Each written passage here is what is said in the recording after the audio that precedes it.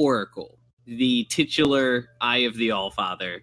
You got to ask a bunch of questions, but each question you asked basically burned away a part of your soul. There we go. Oh, sorry, I was having issues with my headset. Okay. So for Sobek, because Sobek's a shyster.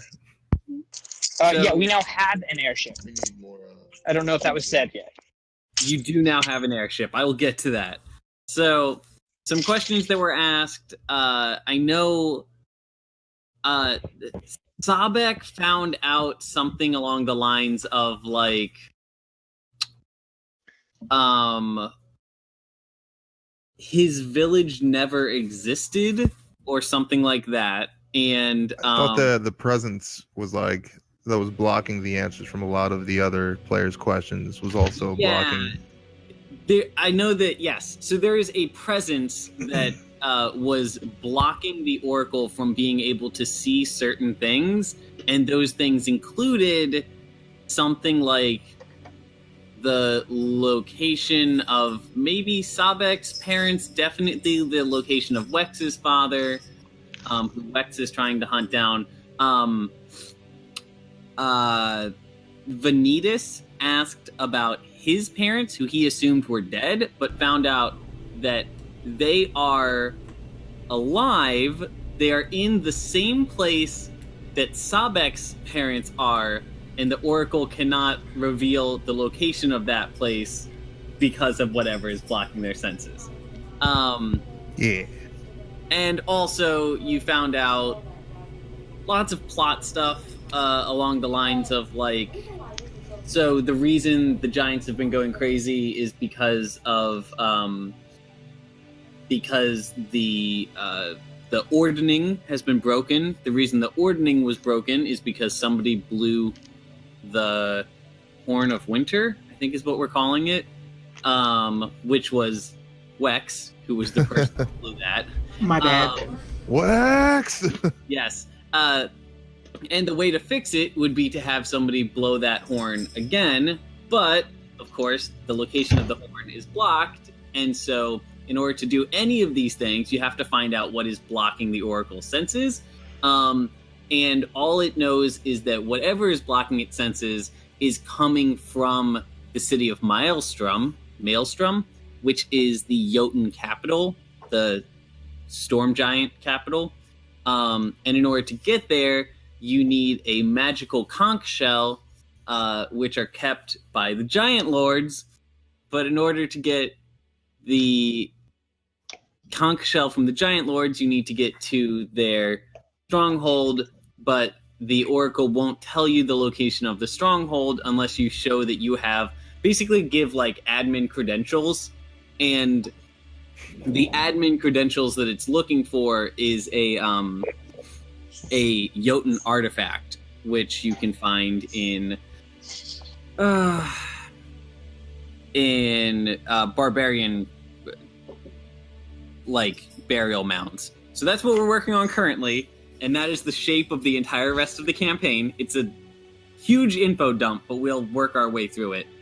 Oh, we also found out that Sobek will be able to make peace with his dragon eventually if he is willing to do the hard work involved there.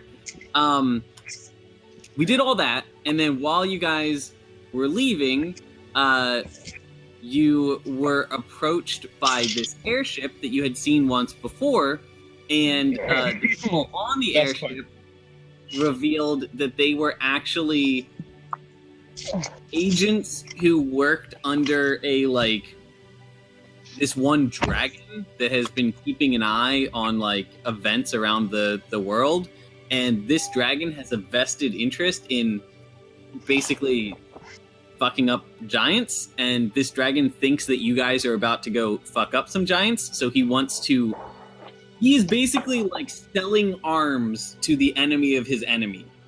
He gave you guys an airship specifically so that you could go kill giants with it, because he wants dead giants. We found out that this airship, the people who had the airship were actually pirates, and one of the people that they had kidnapped, who was still on their hold, was our dear beloved merchant guy. What's his name? Assad. Hey. So this was the end of the game. You guys now, you're done with all the preamble. We're about to go back into adventure mode, and to start all that off, you get to go shopping. We have an amount of money we came up with that you guys all earned. We already bought stuff. Yep, except for my dad. Certain people. Bodyguard. Yes. So, Hogard, I am going to pull up 2 stores. Show to players. Close. Show to players. Dad, you got both of those pop-ups? You might have to move one pop-up to see the other one. I do. Okay. Those are the 2 stores that you can buy from.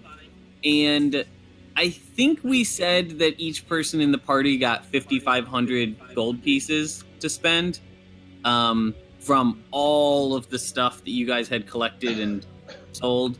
But I don't know where I wrote that down. Pretty sure that was total. It was No. That was each? No, it couldn't have been each because 1,000 gold is the most expensive thing on that list, right? Right.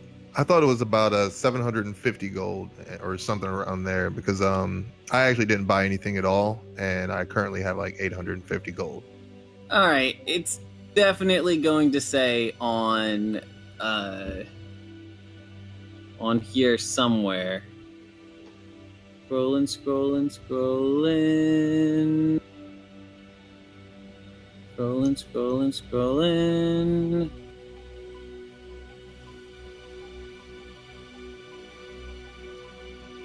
Okay, we were discussing how much a castle costs. And then Aeneas had 2,500. And I said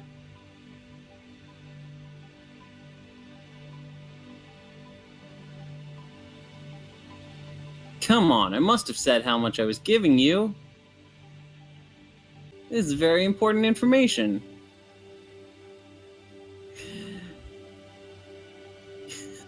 Shit. All right, let's say it's 750. I think that's correct. Good enough for government work. It was somewhere in the 600 or 700 amount, so it's close enough.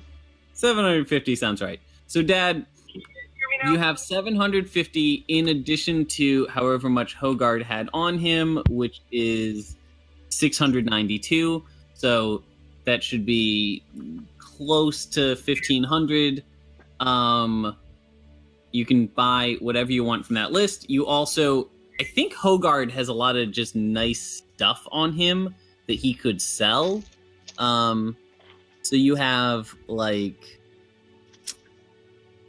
no, I guess the only thing you have is you have Hecaton's ring, you have that wand of magic missile, and you have your engineer's wrench. You could sell any Somebody of those things. Somebody in your party may be concerned about getting that wand of magic missile from you, by the way. If you don't want it anymore. I think I like it because I can say Okay. magic missile whenever I use it, and I like doing that. Gotcha. Okay, so Dad can look through those tables while he's working. Now, for the first time in maybe 2 months, we're in a situation where we actually have some time to breathe and we're not ending on a super cliffhanger. So finally we can do another game starter question. So this question is asked one morning as you guys are flying on your airship on your way down to Raven Rock. You guys are maybe having a nice breakfast of whatever kind of rations you could have on the ship, probably stale bread and maybe some heated up jerky or something. I don't know. So the question that comes up, we good? Somebody Yeah. said something. Oh, I just said cabbage, but yeah, I'm good. Cabbage. Yes. Okay. By the way, Mikhail, we're recording this. Yes, we are. Thank you very much. Okay. You The got it. question that comes up is, what was the scariest moment in your character's life?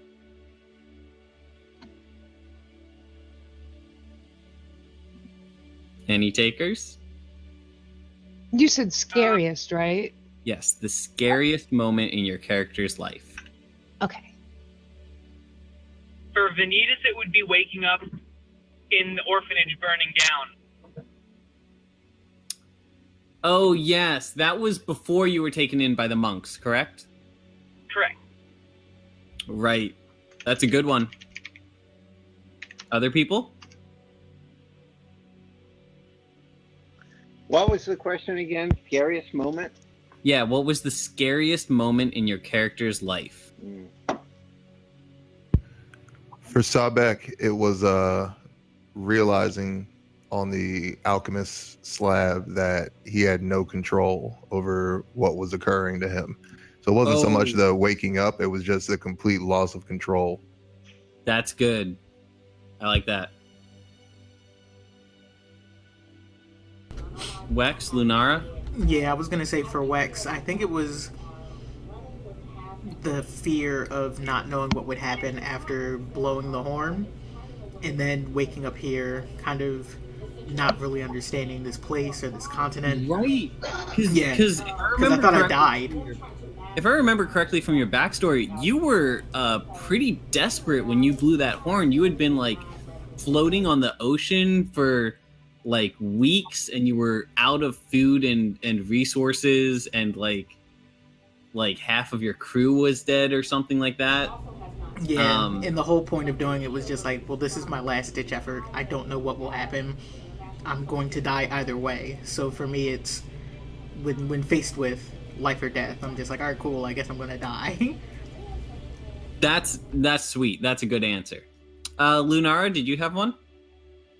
For Lunara, I would probably say it happened shortly after she like left her home and was like doing her whole wandering around the forest by herself thing. While she was like still getting her bearings and learning how to survive on her own, she got into like a scrap in the forest with, I haven't determined what it was yet, but basically she got jumped by a... Yeah, probably. I would more say she was probably just like sleeping, but not in an area that was safe, and she just got like jumped by like a fucking gang of wolves or something. Yeah, okay. And she like almost died. That's great. I really like that answer. Got an 'Cause I think aversion of wolves.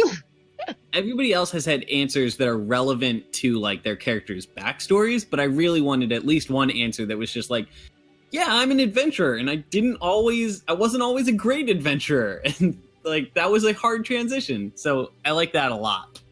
Awesome. Waiting on Hogard and Gimble. I would say the scariest moment in Gimble's life is when he was stuck in the jail cell after Ruff the dog died. It's a very scary moment in Gimble's life. When he was what? When he was stuck in jail. Oh, okay. That's a good answer. Time, because I feel like Gimble's been stuck in jail with us before too. Well, that was different. He had been used to it by then, but the first time he was in jail. Oh, okay. That was the first time he was ever in jail. Really in captivity. I like that. Hogard, do you have one? Not real clear, but I'm gonna say he left his clan or his village to go find some magical or mechanical items that would help them. And I think like the scariest time was just leaving and being on his own until he met the rest of the group.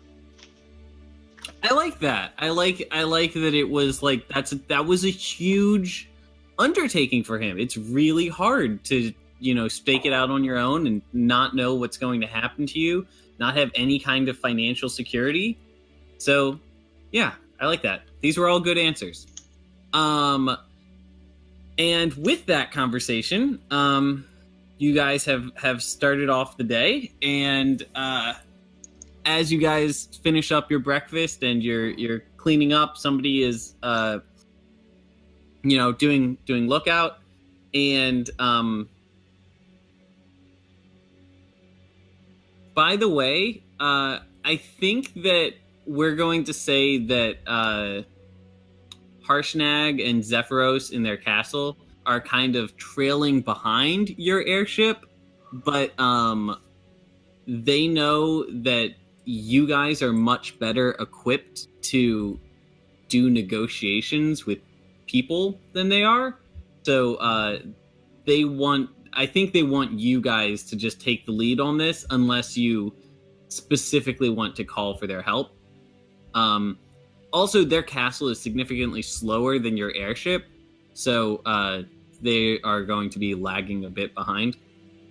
But they'll meet up with you eventually. So, morning of, let's say, the fourth day after you guys headed out, you see this outcropping on the side of a mountain, and it seems to be a building near the outcropping. There seems to be a number of stone pillars set up on the outcropping, and there's a large stone statue. And when you look at it through a telescope, this is a statue maybe 20 feet tall of a big raven carved out of just the rock. And this is presumably Raven Rock. So, ooh. You guys have made it to your destination. I am going to drag you over to the map that I set up. All right, and layer. Nara, look, it's Nugget's dad. Okay. For now, I'm just putting down the airship to represent you guys, and I will put down other tokens as needed. So, do I have notes? Let's see. This would be Chapter 4, Raven Rock. Okay, so you guys are looking at the map of the area currently. Some things of note, there's a big monastery on this cliff to the east. That shape next to the monastery that's kind of rounded is actually a huge greenhouse.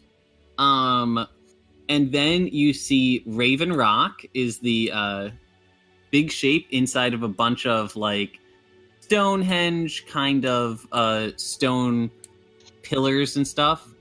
And then in the valley, sort of beneath that particular cliff is, I say valley, this is still way up. It's just 20 feet or maybe 70 feet or something underneath that cliff, but still hundreds of feet up in the mountain itself.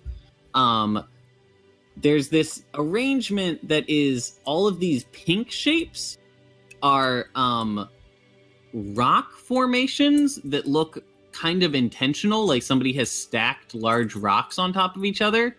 And then around those, you see these yellow shapes are tents. They're very faded. I didn't do a good job photoshopping them.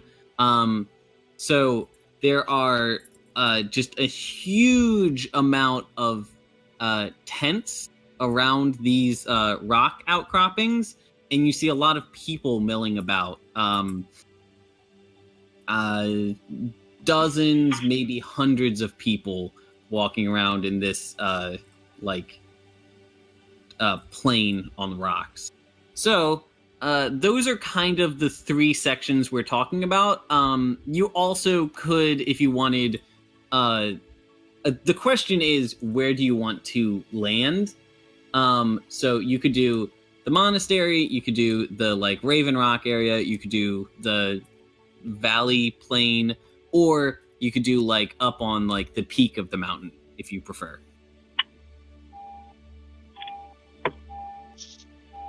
I'm kind of feeling Raven Rock. I want to check out that think we statue. ought to go talk to the people.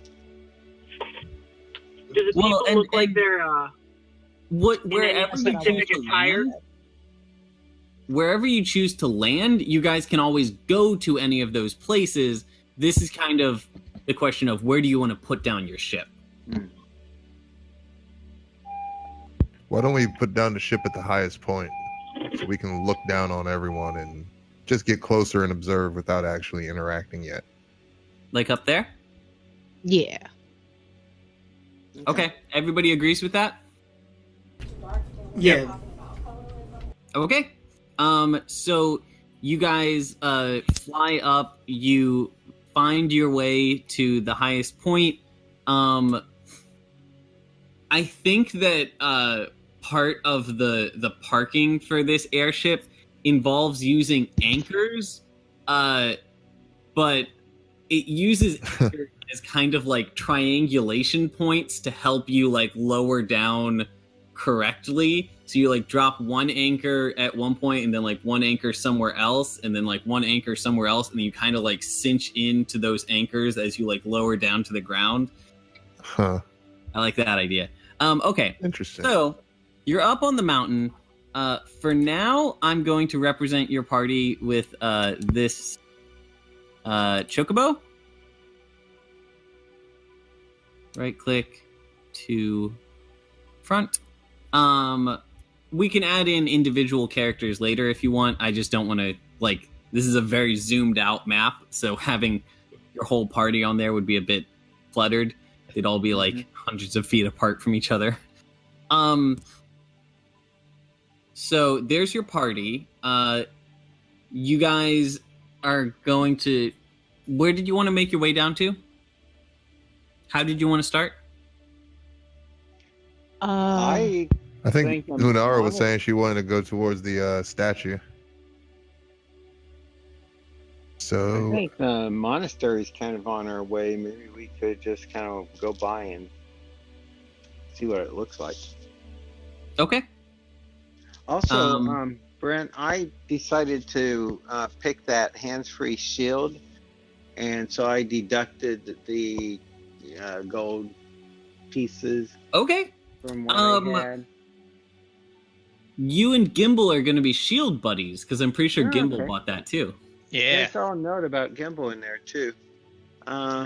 What do I need to do on my character sheet to show it? And I guess, if it doesn't cost anything, I'm gonna kind of be using it like it's armor all Yep. the time. So I will say, Hogard, your armor class, I'm just gonna... Why is your armor class 13? I don't know. Is that good? It's not good. Okay. I think the reason your armor class is 13 is because your dexterity is only 12 and you're only wearing leather armor. So your armor class is going to go up to 15 Okay. because you are now wearing leather armor and you have a floating shield levitating around you. Good. And then I'm just going to add to your inventory. I put a note in there under my bio at the bottom of the additional feature and traits. I have that Hands-free shield. Okay. I'm going to go back to your main character sheet, and I'm just going to add it into your items. Okay. One hands-free shield. Great. Thank you. Save. All right. There you go. That's all yours. All right. Perfect. So, the mountain is a little bit rough to travel down. It's think going I to be have- very difficult. I have a grappling hook thing. Would that help us? That would help a lot. You guys can definitely kind of rappel down the mountain. The thing that I want to mention is that you won't be able to take your chocobos with you if you do it that way. Which means that, especially for some characters like Lunara, you'll probably be leaving the majority of your like equipment behind. Like you'll have like your bow and stuff, but you probably won't have your, like sleeping bag and your like rations and your water and stuff like that. Well, would it be an option to ride the chocobos down? Can they navigate? No. You guys are on the top of a mountain, and this is a rocky, like, it's not as tall as Mount Everest, but it is supposed to have that kind of like sheer rocky, like snowy cliff face. It's not. You guys are going to be climbing down this mountain, not walking down it. So if that's fine, we can just say that you do that. So if there's no complaints, that's what happens?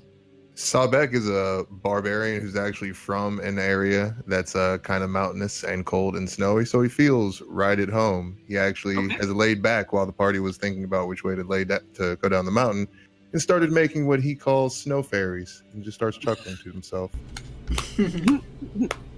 That's very good. Okay. So you guys descend down the mountain. You're going to have to use some ropes, some rappelling. I'm not going to make you guys do a roll here because I don't think it's interesting, but it's hard work, and you probably get some like bumps and scrapes, and you're probably pretty sore by the time you get down to the monastery, which is like it's a long way down. It's maybe 100 feet down, and then maybe like 300 feet over as you're going. Maybe less, I don't know. So you make it down to the monastery. As you guys are climbing off of the cliff, you're actually going to see, or actually I'll give you guys a little bit of a choice here. You're on the second to last cliff. You're on the last cliff before you like actually climb down, and you see that a group of people has been, after they saw you land, a group of people has kind of been approaching you and showing interest. So here's what we've got. Oh, there we go. Never mind. So, do we want to pick a spokesperson to maybe like kneel down and talk for us? Sabek unsheaths his blade. Are we at the I'm temple gonna with tap you on your shoulder and say, please don't do that. I'll go talk to them. Just getting ready. Just getting ready. No, I know. We don't have to kill all of them. Are we at the temple? Maine? We're not there yet. Maybe. Gotcha. You will be at the temple. Token layer. Okay. So, Quick on question. the cliff beneath you, on the plane beneath you that you would climb down to, you see a couple bird people in monastic robes. You see several barbarians. By your count, there are about 12 barbarians. Most of them are armed, but they're not like drawing bows and like aiming at you or anything. And one of them is unarmed and is significantly smaller than the others. That's it. So, question is, do you just climb down and talk with them, or are you gonna do something else? I think we should say hello from here and ask who speaks for them. Venetus is just gonna fly down and try to like sneak into the group and see what they're see if they notice him. That's gonna be real hard because you're a bird. You're a big bird, and if I was like hanging out with my buddies and a big bird landed in the middle of it, I would know it. I'm not landing in the middle. I bet you that runs the speaker. I bet you. I'm landing in the back, Probably. like behind everybody, and gonna like shimmy my way up without them seeing me if I can. They would notice army you flying overhead. They would keep an eye on you when you flew over them. Dang. I don't think there's any way you could get behind this group unnoticed. Is it Unless nighttime? you have something in mind. What time of day is it? It's like 10 in the morning. Are there any shadows near them? No. They're Dang. standing on the open plain of a mountain. It's like they're directly inside of the sun. No. I'm still just gonna fly and land in the middle of them then. Okay, then that's how we're starting. They're my That's perfectly people. fine by me. I'm just gonna fly and be like, hey guys, sorry I'm late. What did I miss? So I think it should be both. I think that Hogard has asked who their like leader is, and then while they were responding to Hogard, Venetus has just flown down and made himself known. Layer token. Okay. So,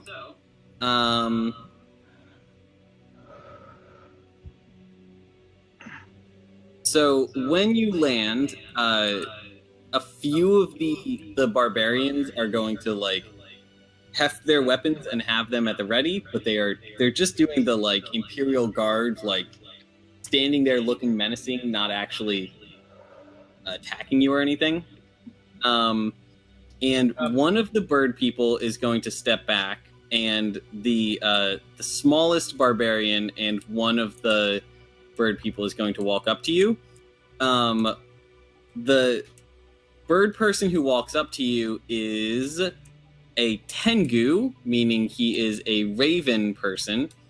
And you actually recognize the bird person who took a step away from you, and he is Father Venelton of the Grey Peak, the Grey Peak Aarakocra monks. Oh, that's my little brother's dad. Yep. What was the father's last name? Or the Venelton? Venelton? Mm-hmm. I'm gonna wave and be like, "What's up, Uncle Venelton?" He does that like monk style like half bow of respect. And these two are going to walk up to you, Venetus, and they're going to say, like, I think the monk is going to talk at first. The other person is clearly younger. He looks like he's maybe like a teenager. The monk speaks to you, and he is going to say, like, greetings. My name is, and then he's going to give you his name, which he knows, and it is Taicho. He is the monastery leader, the father of this monastery to the south. And they are currently hosting a number of other monks, represented by Father Venelton there, who are this like kind of owly Aarakocrans. And they're also hosting a number of their Uthgard friends. So he's going to ask what he can help you with. I'm gonna introduce myself as Venetus of, I don't remember what temple I'm from. That one to the northwest. Okay, yeah. And then I'm gonna be like, hi, we are actually here to check up on Uncle Venelton over there. See how he's doing, and we've also got some other things in the area where... That's very good. I just want to check. Does everybody remember why you guys are here? To find one of the barbarian tribes, right?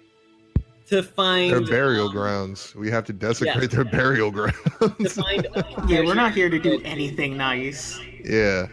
to find a treasure that is buried in one of their Hence burial. the unsheathing of the sword. Okay.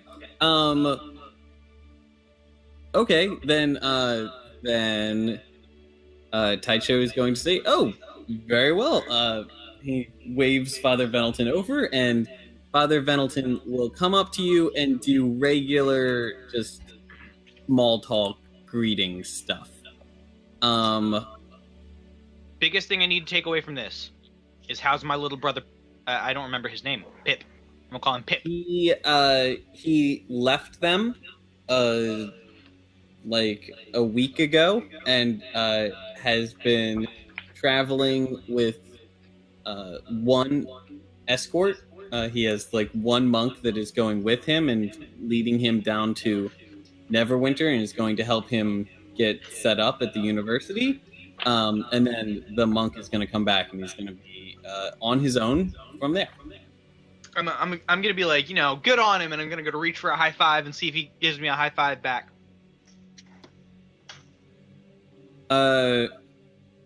When you do this, he just like slowly like reaches up and like places his hand against yours. He does not slap it. I hand hug him. Okay. It's very awkward. What the hell is that? You don't know what a hand hug is? No. It's when like somebody has their hand placed against yours and you wrap your thumb around the side of their hand. So a handshake. No. Like palm to like picture a high five where like you don't actually like take your hands away and then you wrap your thumb around their hand. I can't move my thumb like that. Okay. This is very uncomfortable. So, are you just gonna keep small talking with Father Venelton? Yeah, while you guys figure everything else out. Okay. Then they're going to kind of shuffle for a bit and then shout back up to Hogard. Is there anything we can help the rest of you with? I think at this point, Sabek jumps down behind Venetus and kind of whisper growls to him, "When you gonna break it to your boys that we're about to rifle through their dead?" I'm just gonna like lean over and be like, I'm getting to it. Hurry up. I kind of left my temple on a bit of a bad note. So... Birds. Meanwhile, Gimble is stretching down the cliff. All right. So Gimble, you get to the bottom. Do you have anything to say? Hey! How's it going?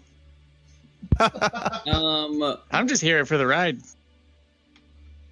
Then I think the monk is going to say, if you're only coming to visit, then we would be happy to host you at the monastery. The Uthgard are doing a very culturally significant festival, and I do not believe that they are welcoming strangers at this time. But you're more than welcome to join us at the monastery and speak with us, and et cetera, et cetera. Oh Is yeah, anybody else too. gonna try to move this forward? I'm about to if no one else does. So. Oh, by the way, hey, Lunara. Yes. You have. What are you doing in this scene? This is very important. I've just kind of been watching from the cliff because I didn't know who these people were. Like, I know they're not aiming their weapons at us, but I'm still just kind of on guard. But I've just kind of been watching from the chocobo, I guess. Have you been like scoping them out and getting good close looks at the individual people? Yeah, definitely. I'm trying to get a feel for them. Okay, this is a little different than I imagined it would go. When you look at the small Uthgard representative, who is currently kind of just standing back and they're serving as a representative of the Uthgard, but nobody has really talked to him yet, which I think is a little rude, but that's fine.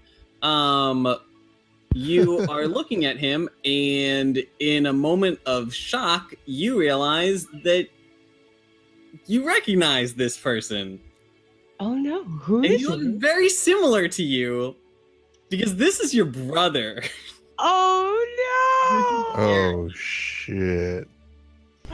Okay, so yeah, at this point she jumps off the chocobo and just goes sliding down the cliff. Okay. So you go sliding down the cliff, you run up to Arakan.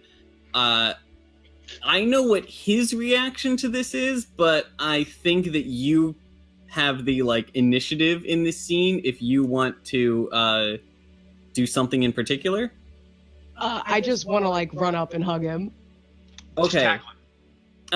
He is very, he's paying attention to the rest of you, and then he sees this movement as you are, running up to him, and I think one of the Uthgard, steps up beside him and, has his axe ready to defend him in case you are, threatening, and at first, he is, kind of on guard, assuming that you might be a threat, and then he recognizes you, and his eyes go very wide, and he's going to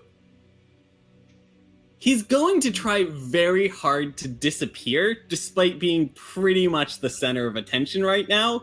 He's going to slip behind his Uthgard bodyguard and kind of put up this hood that he has on and try to ignore you and pretend he doesn't exist.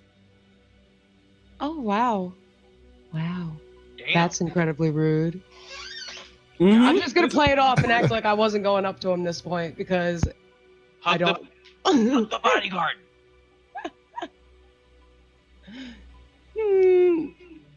No, I'm going to I'm going to glare at the bodyguard and urge him to get out of the way.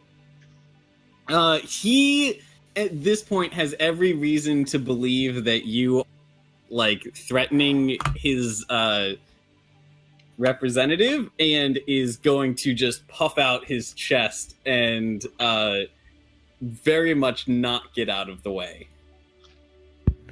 You have not said anything to him though, so Yell at him by his full name, first, middle, and last.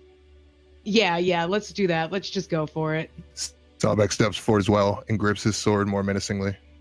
I'm going to urge the party to keep calm at this point, but I am going to yell at my brother and ask what's up. Okay, so you are going to address Arakan, and you shout out his name, you ask what's up, and then, so hesitantly, his head slips around the side of this big, beefy barbarian man, and he goes, "Oh, hey there, Lunara. Funny seeing you here. What are you doing in these parts?" No, nothing about that is right. You know, just grave, inspecting. You gonna say grave Robin? Inspecting.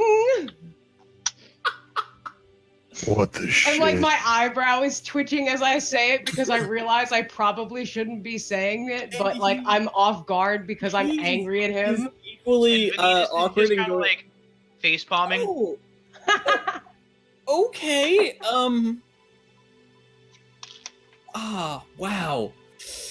Oh boy. Perhaps you're gonna need one if you don't change your attitude, so it's a good thing I'm here. Okay. Hey, Mike? Fuck, Mike is the worst barbarian. Barbarian Mike! That's the best. Raider Dave! No other names like Cher.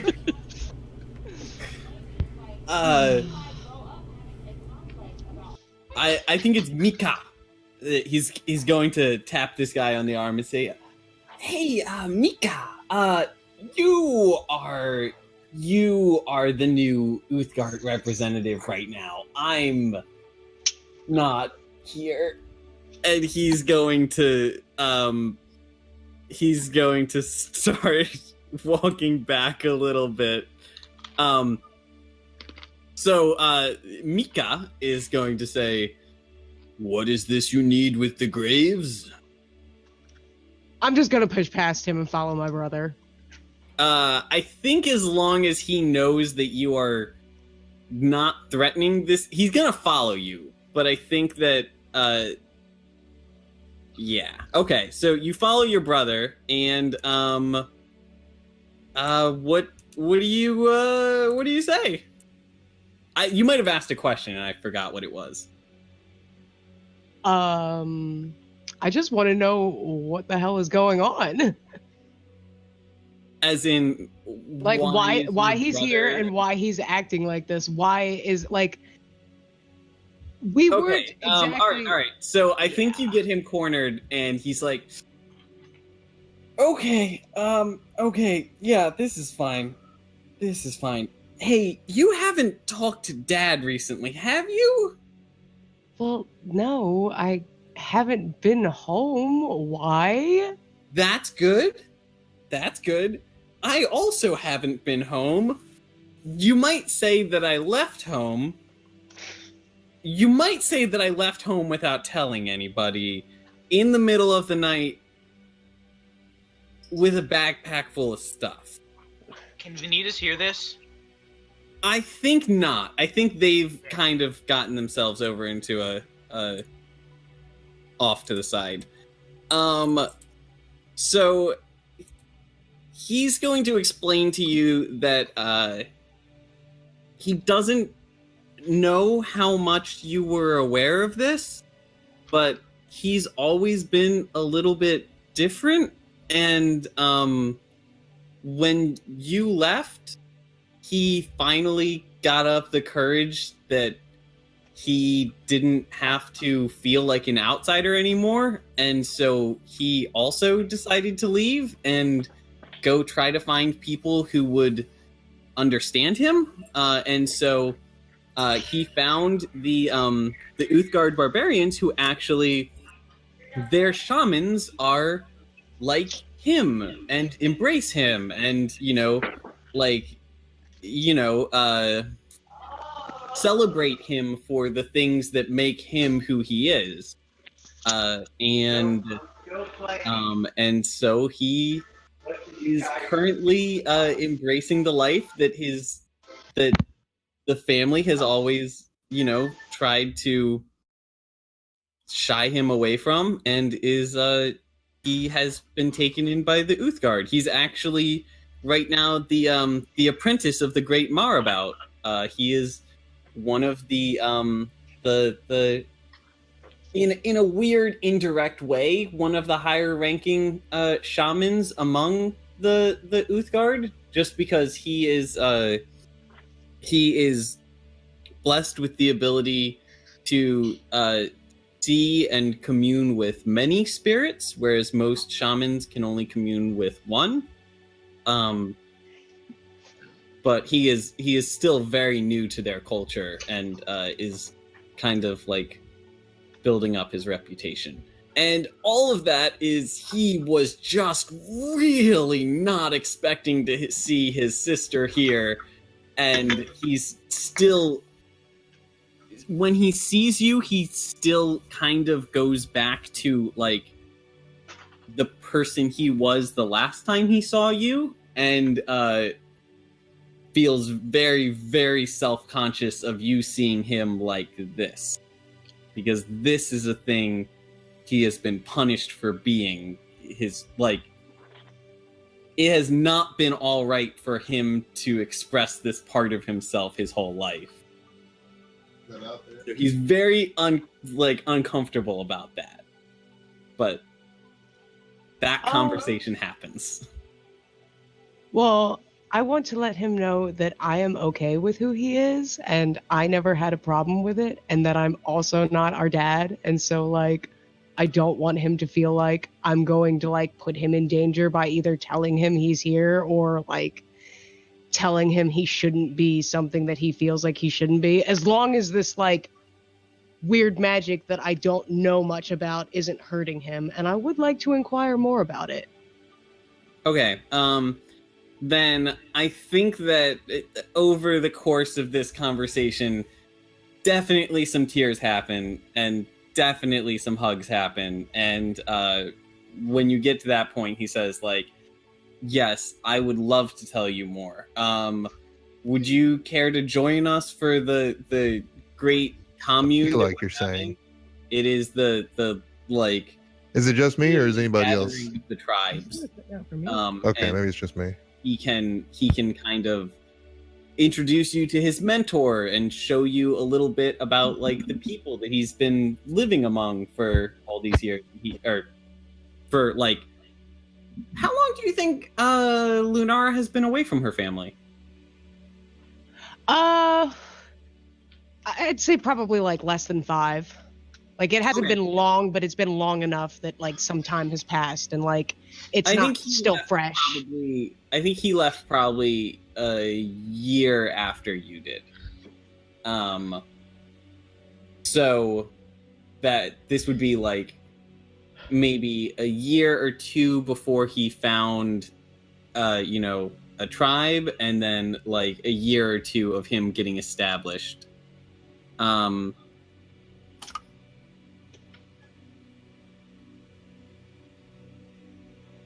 Wait, why am I typing?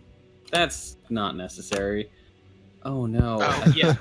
Sure, the hand I haven't heard it either. Okay. So, yes, we'll see where the rest of these conversations go, but he has given you an invitation to, he will basically escort you around the great, I want to say it's called the Great Commune. It is their annual, like, gathering of the tribes. Okay. Who else had things they wanted to try? Because this conversation was happening for like easily 10 minutes. Sabek's getting real tired of waiting. Venetus is just gonna like kind of get in between Sabek and everybody else and be like, so can I talk to, what's this person's name? This guy right here, fancy monk. Taicho, I'm pretty sure. Hey, Taicho, can I pull you over to the side real quick with my uncle? I need some words. Okay. You get him off to the side. So, about these barbarian buddies you've got. Mm-hmm. How's your relationship with them? Is it tenuous? Is it stressed? Is it great? Are you guys buddies? So the Tengu monks of Raven Rock Monastery have, for their entire history, lived alongside the Black Raven tribe of the Uthgard, and they have a very what's it called when two animals support each other? Synergistic? What the hell? Codependence? Yeah. No, when you would have like symbiosis, parasitic, symbiotic. Yeah, they have a very symbiotic relationship. Wait, what did I say? Synergistic. Oh, synergistic, which is very corporatese. So the Raven Rock monasteries have a great relationship with the Black Raven barbarians, but they do not have a relationship with any of the other barbarian tribes, and many of the barbarian tribes are very I don't know if xenophobic is the right term, insular. They really don't like outsiders, and so relationships during this event are always kind of touchy, and the monks always try to be hospitable but out of the way. And from what he's seen, this year things have been worse, and there has been some like active harassment happening and it's hard to say, but he thinks from what he's heard from his contacts among the Black Ravens, it is largely tracing back to the Great Khan, who is the chief of chiefs among the Uthgard, and his high shaman, high priestess Leshwe. They seem to be really pushing some anti-outsider sentimentality this year. So tensions are high is the answer to your question. Huh. Okay. Sorry, go ahead. Could they just kind of like pretend I'm not an outsider just for today? Do you mean the barbarians? No, the monks. The monks are comfortable like taking you in and supporting you as needed. It depends. Because I'm going to explain that we are in need of an item that these barbarians may or may not be in possession of. It's of utmost importance. You could say life or death of everything. I think so. He's not the person you have to persuade. I was going to say make a persuasion roll, but I think he will explain that speaking to the Black Raven tribe is your best bet for that, because it is when you give him the information, he says, well, the burial mound in question is their burial mound, and they are also like very reasonable and likely to be like to be sympathetic. It'll probably have to be a negotiation of some amount where you guys maybe have to like give them some collateral or something like that, and like, you know, whatever. But that is a conversation that can happen. However, the current state of affairs is going to make that a hard conversation to have during this particular ceremony. Okay. So basically, if you can find a way to talk to a representative of the Black Raven without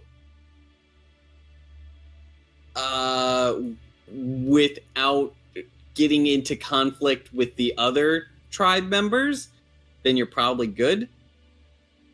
I think is going to be the like gist of his thing.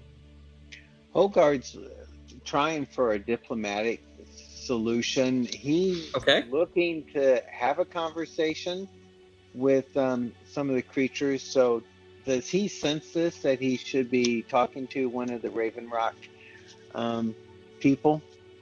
I will say, basically, I'm trying to figure out if it's reasonable that you would have heard Venetus's conversation. And I think, knowing Hogard, I think it's very reasonable that you would have been sticking around Venetus. Venetus, would you be all right with Hogard following you around and getting in on that conversation? Yeah, I don't see why not. Okay. Well, what I'm hoping to do is like strike up a conversation with someone, get to ask him about his family, and maybe that will lead into like some ancient relatives and try to find out where the burial mound is, because I think I'd like to just sneak off and go explore. Oh, I love this. Okay, so aside from Arakan, there are 11 other barbarians represented. And inspecting their outfits, you can see that each of the barbarians have like different kind of themes to their outfits. Mhm. So one of the barbarians has a big like black lion mane or black lion pelt that he's kind of wearing as like a hood and cloak. One of them has a blue bear skin. One of them has a big like elk skull that he's wearing as a headpiece. There is so going down the list, there's also the gray wolves, the great worms, who are represented by having like a sort of huge pseudo-draconic snake skins that they wear draped around themselves like shawls. There is the griffin tribe, who have just not actual wings, but kind of like sewn together feathers in the shape of wings that they wear kind of like draped over their big hide armor. There's the red tiger tribe. There's something called the sky pony tribe. I don't know. I do not know. I don't know what the sky pony tribe is supposed to look like. I would like to try and have a conversation with the one that has the lion skin. I would think. Well, the last two that I need to mention, there's the tree ghost tribe, who just have like wood themed outfits. There's the thunder beast tribe, who have a sort of Quetzalcoatl themed aesthetic, and then there is the black raven tribe, who all have kind of like raven feathers like sewn into dream catcher kind of things that they wear as pendants, and always have like a raven skull in the middle of them. Mhm. So the Black Raven tribe is who we're currently talking to, right? Or okay. Yeah. When we were in the sky, or when we were approaching, did we get any kind of a clue where these burial mounds would probably be? Like, do we think they'd be around that statue? What I will say, you've got a big statue, you've got several obelisks. Obelisk sounds too refined. Stonehenge, basically, style, like stone things assembled around the large rock. And then you have these stone formations in a circle around that platform on the valley below that are they're kind of like what are those like South American pyramids that are they're not smooth triangular, they're more like I got you. The step pyramids, like Machu Picchu. Like the Aztec pyramids? Yeah, like the Aztec pyramids. They're made of like blocks. They're like steps that go up. Step pyramids. These are kind of like those, except not as clean and like carved out of bricks. They're more like they found big flat rocks that they stacked on top of each other to make these kind of shapes. And there's several of them, maybe 16 or something. Okay. It's kind of an arbitrary number. There's a lot of them in a circle around this Raven Rock. So, burial mounds. Any clue? Do we see? What would be the consequence if Sabek just started walking towards that big raven statue? Now, Venetus is gonna like suggest that if they're having a big meeting thing, why don't we wait for their meeting thing before we do that? I mean, for the cover of Nightfall. Taicho can explain that the meeting is actually kind of like a week-long festival. Yeah. Does the cover of Nightfall still work? You can totally sneak in by cover of Nightfall. That seems like the best bet. Because I'd rather not have to fight an entire clan of barbarians. I don't think Sebek is waiting for that though. I think if Sabek wouldn't mind. tried just walking over to the Raven Rock, then a few of these barbarians are going to kind of like close in around him and just like ask what his intentions are.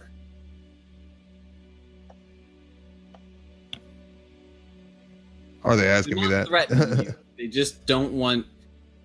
Their goal right now is that you guys are ostensibly like outside unknown forces that could be dangerous, and so they're not supposed to let you go anywhere unless they know where you're going and why. Well, I don't want to disturb you gentlemen's evening, but I need to get to that rock bird over there. If you're going to get in my way, What is this accent? I don't know. I love it. Okay. Then I think that the Black Raven tribe will be He was one of the mocking them, barbarians kinda. who had circled around you, and all of the other barbarians are going to kind of take a look at him, and he will shrug and say, I can arrange a meeting with with the chieftain of our tribe, and he is amenable. We can bring you to the Raven Rock. What is basically why? Why do you want to do that? Is what he's That's getting. our business. I literally only want to walk from here to there. This isn't a big deal. He's going to hold a hand up and say, "It is your business, but it is our land. We cannot allow you to that rock." You think the gods have given you this land? You don't believe in the gods. So while I this, don't believe in the gods, but I don't Well- believe in them either. while this conversation Wait, are you like is going super on, angry at the gods? Yeah, I am.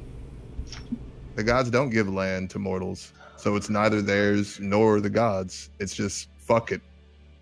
In Subek's opinion, fuck it all. Okay. Yep. What were you saying? Hogarth's trying to sneak off. I would like to break away and just sneak around the building and kind of get lost. Okay. I think that you very much have lots of distractions going on right now. Can you make a stealth roll for me?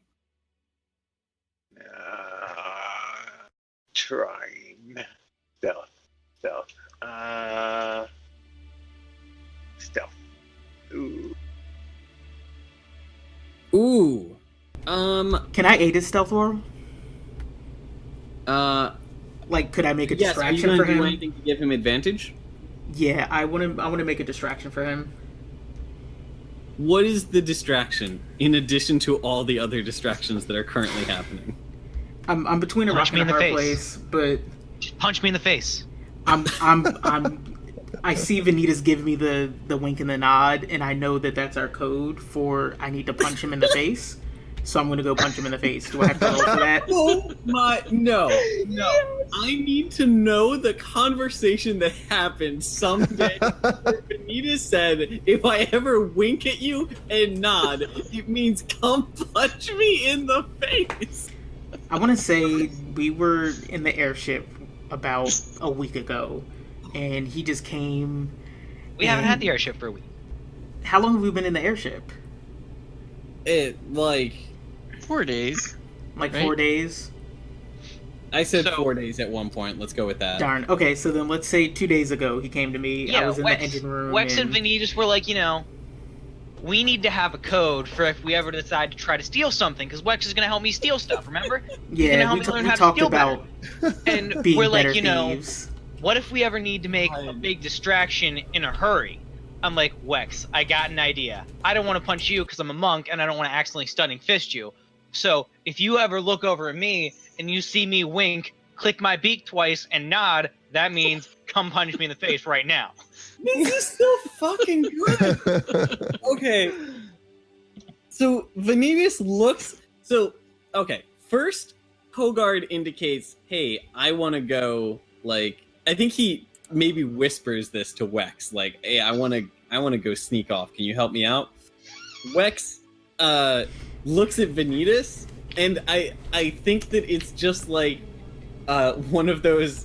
Sorry, I've been watching How I Met Your Mother again, and I'm just imagining one of those like telepathic conversations they keep doing in that show, where like they kind of just look at each other in the eye and make lots of like eye expressions, and then Venetus like winks, clicks his beak twice, and immediately gets a fist to the face. Yeah, there's no pause there. And this whole thing here, what is it? Yeah, all those dudes. Oh shit! It's just a big mosh pit immediately as they're trying to get you off this and find out what's happening. 16 is fine for a stealth, Dad. I think that you have to start by sneaking away to the east to get around all those people, and then you can kind of sneak around the greenhouse, hop over here. Lunara, can you roll a perception for me? Yes.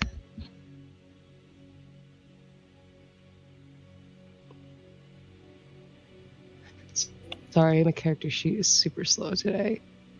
Okay. We don't have any kind of a cloak of invisibility, do we? No. Also, I think you meant cloak of invisibility. A cloak of invincibility would be a pretty sweet that's what I was trying to say. I thought he said invisibility. No, he said cloak of invincibility, which I think that's an end game item. Yeah, Harry Potter could have really used that one. He could have. So 23, perfect. Lunara, as you and your brother are having this like heartfelt conversation, you guys have just like he's something emotional was said, and you guys went in for a hug, and as you're hugging him, you like open your eyes and look over your shoulder, and you see little dwarf Hogard sneaking between these two buildings. And he kind of like wipes his eyes off and he starts going like, what is it? And he starts looking over there. What do you do?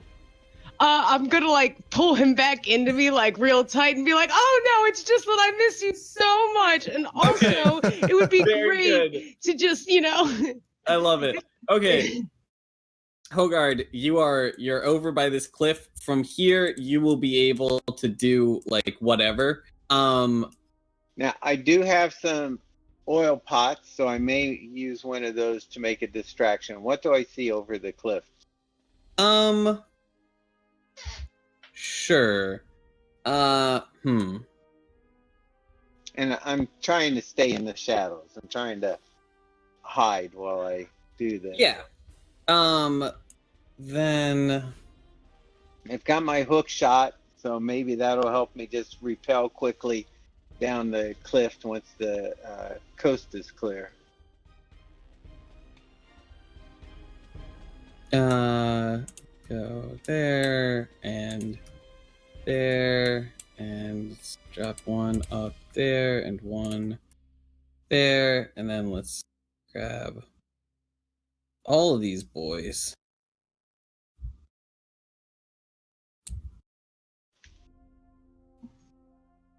Oh shit. I told you guys there's like a few dozen, maybe a few hundred people milling about this area.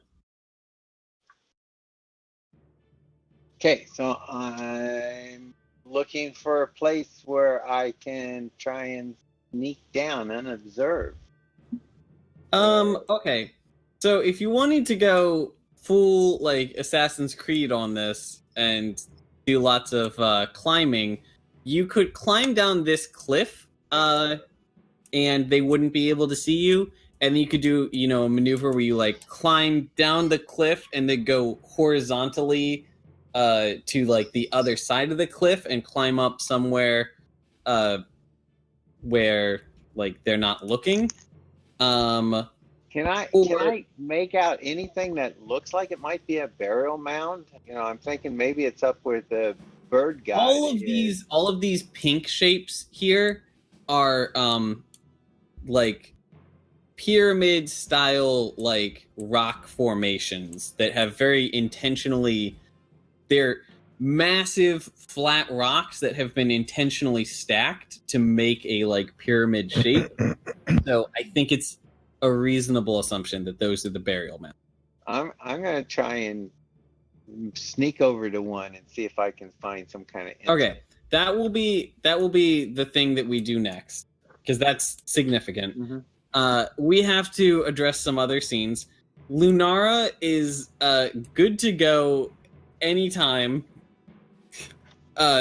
She basically just has an open invitation to get in there. Hold on just a sec. Escort her around. Hold on. Those guards that were standing next to Sabek, are they still just like up in my face while there's a mosh pit going on behind me? I think they will be. I think Sabek is kind of just like chuckling to himself right now at all the other stuff going on. I know. I think the Black Raven guard will stay with you, and I think the other ones will like wander over to see what's happening. Yeah,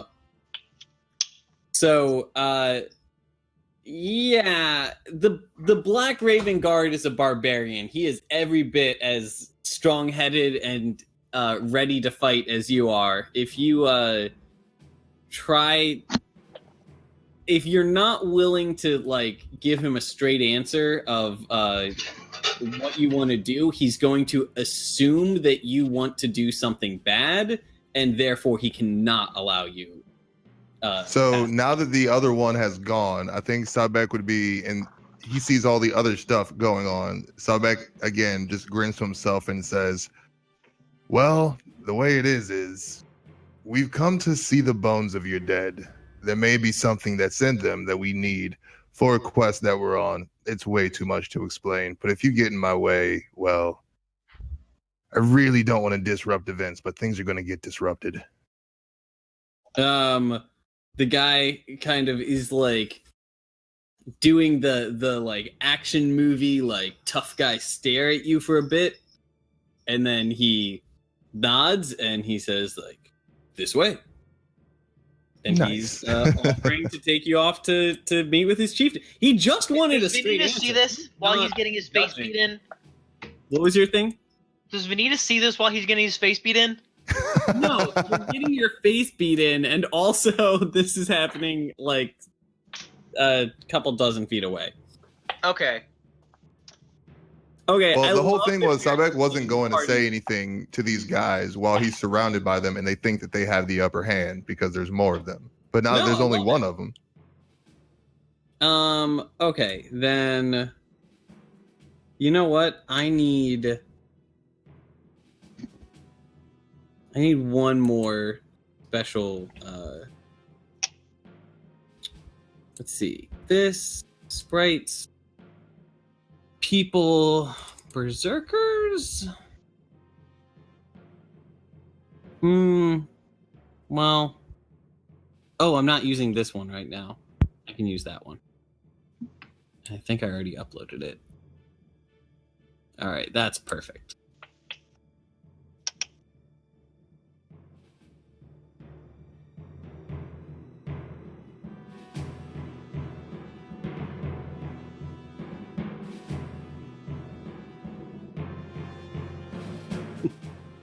Okay. Then this guy is just going to like scramble down this cliff like it is nothing and assume that you're able to follow him. And because you're Sabek, I think you actually are able to follow him. I'm not going to make you like roll for it or anything. So Sweet. He's going to lead you over to the Black Raven clan, to his chieftain, and that conversation is going to happen. We need to get back to Hogard at some point. We need to get back to Lunara at some point. But I think the next people in line are Gimble, Wex, and Venetus. By the way, Gimble, there's been a lot happening. Have I missed anything from you? Did you want to do anything? Well, Gimble saw Venetus get punched in the face, and all he saw was basically what he thought was a stroke. And then Wex reacted very violently to Venetus' stroke. So he's pretty worried right now. Okay. Split up, and I think he decides to attempt to do the changeling thing and look a little bit more like a barbarian.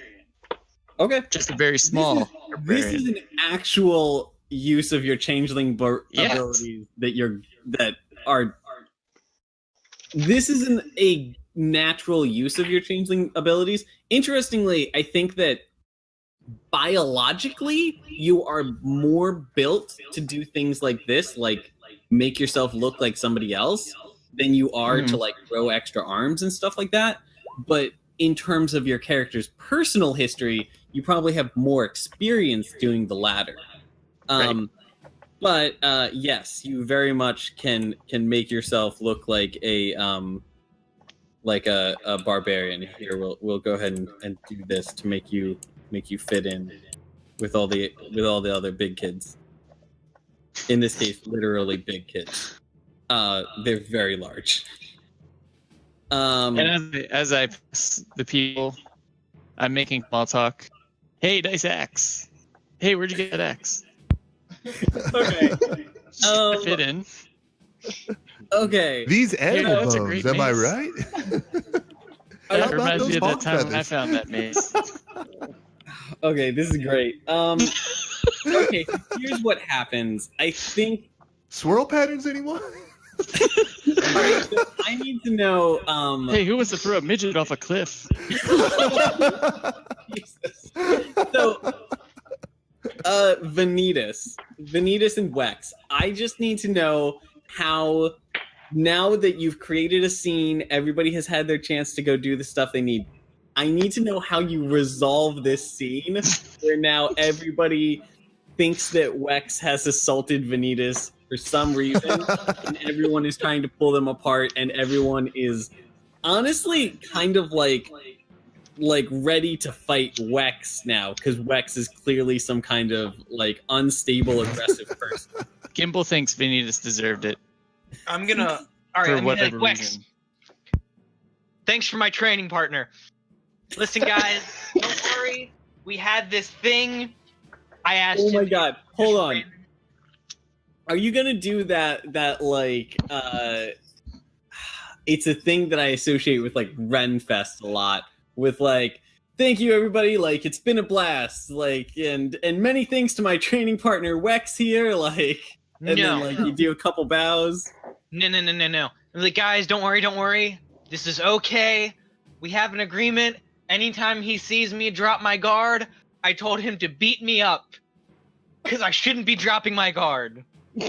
Okay, so you say that, and I think that immediately all of the barbarians look at each other and kind of like nod and shake their heads in approval.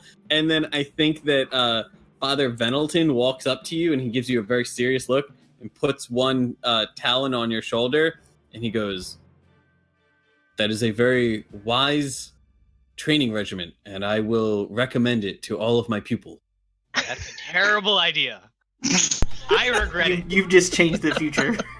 I Good tried to job. stop it, but now he's gotten too accustomed to it. Okay, so one important question. Venetus, as you were talking to Father Venelton, would you say that you put your guard down? Yep. Wex? Well, per our agreement, I'm gonna have to punch him in the face again. Damn it, Wex! Okay, I think that this... Wait. Roll for that attack, because now we need to see if I'm on guard. Because if I am, that means the training is working. You said that your guard was down. I did. Dang. Okay. I guess I just take the hit. Maybe you should have put your guard down. Okay. So I think that this ramble goes on for a while, and eventually you guys are all together. Taicho and Father Venelton would very much like to welcome you guys back to the monastery, to like have dinner with them and talk about your travels or whatever. All of the barbarians, all of the barbarians are like, think you guys are all right. But you're not like asking for anything in particular yet. So they're, I think, just inclined to kind of like, you are welcome to be here, and you are welcome to like stay with the monks for sure. If you like want to do anything else involving the barbarians, then like you've made a good first impression. Nice. Okay. So, God. I think one of the first things Sabek probably told to this group that he's over there with, like not to interrupt any other part of the story, but just that that scuffle back there, yeah, that's all misdirection. Not a big deal. It's not real.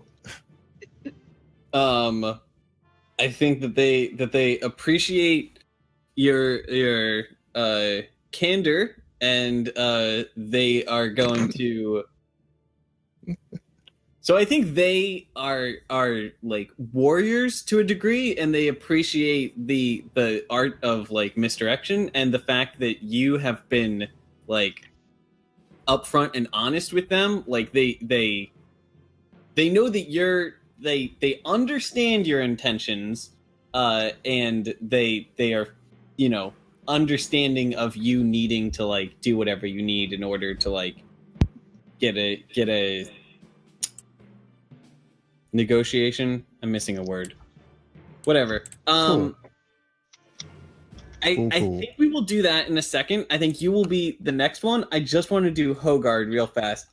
We have split the party so many different ways, and this is the worst way to DM, but it's so good right now that I kind of don't want to do it any other way. I would not want to like force you guys not to split up. Hogard, you want to just sneak down and check out one of these burial mounds? Yeah, I'm looking to see if I can find an entrance or what is the object that we're looking for? What does it look like? Well, let me go like randomly generate one, because I don't have one for you. I mean, I have a list of them that you could be looking for.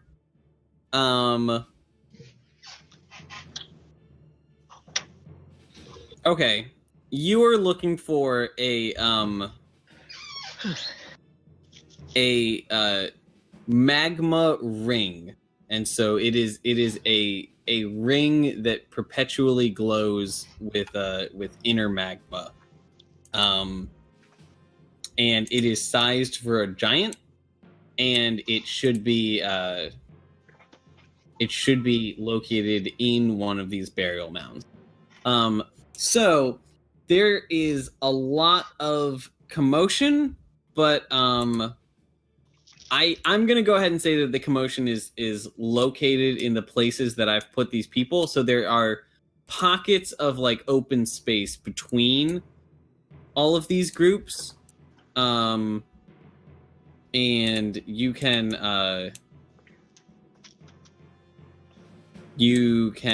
like easily enough squeeze in between some groups and like get some private time to go investigate or something, but I need to know how you're going to get down there.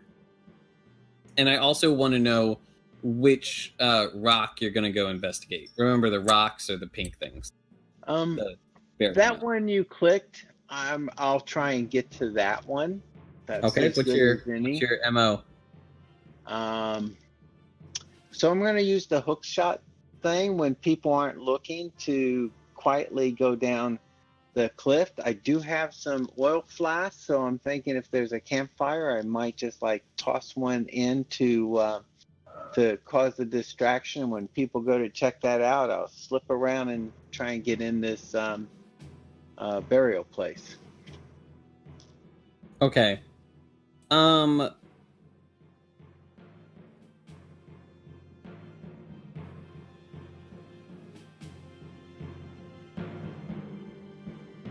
All right, let's say you start at the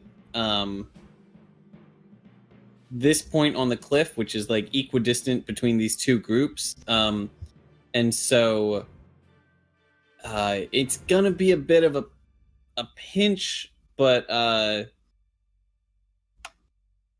you can get down there. I don't want to handle the logistics of having you roll. No, I need a stealth roll. I need a stealth roll to represent you getting from here to here.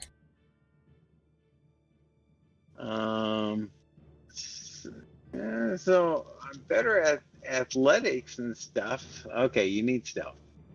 Yeah. I mean, you could do, like, deception. 16 is fine. Okay. You get down there. And I will even say, by using that oil pot to create distraction, you can have advantage. So that would give you 22. Okay. You get over to this burial mound. It has a flat rock that makes up the top layer, and then there's a layer beneath it that is made up of like 3 rocks arranged in the 3 corners of a square with 1 open corner. And these rocks are, let's say, 7 feet tall by like 20 feet wide each. So you can easily squeeze into this space, or not even squeeze in. There is like a cave-like opening where that missing rock is that you can walk in to this burial mound. You walk in there, and the ground underneath has been excavated somewhat, and there are just piles and piles of how do I do this? Okay. There are piles and piles of like clean bleached bones, which is not a thing that normally happens up in like a frozen mountaintop. So they're not buried, they're not underground, they are sitting in this like bowl-like recess under these rocks. But they're just smooth bones, and this is a maybe, let's say, like a 30-foot by 30-foot area, so it would take a while for you to explore. Do you want to say that you just do that for a while? I'm gonna explore. So I've got my spectro goggles that will give me the night vision. Yeah, that'll definitely help. Hold on, let me see what that says. It also dark vision. So I have dark vision anyway, but I'm going to use those goggles, and large thick goggles allows me to pierce the veil of illusions and see even in the deepest and darkest places. I think that absolutely would give you advantage on this. Make an investigation roll. Yeah, or if there's I guess something magical about these, I think they would like glow or something. I would think I would see this if it has some kind of power to it. But all right, investigation. I think it's just called perception. Well, I did investigation. You said investigation. I got. Oh, do you have investigation? Is that a thing? Yeah. Yeah, do investigation. I did. I got an 18. I'm keeping it. 18 is perfect. So you are able to quickly and efficiently like examine this burial mound, and there is a section in the middle that is kind of like a it's kind of like a large crate that is like a very, very large chest. And inside of it is let's see. I think it is it is a human skull with a big like intricately designed shield that has some like dried blood still spattered on it, and there is like there's like a pile of like hide armor or something, and this is all like folded up neatly in this crate, kind of like an offering or like some kind of. All of the other bones in this place they're not like scattered, but they're just kind of like allowed to lie naturally. And there's no clothes or anything in the rest of this burial mound. This chest has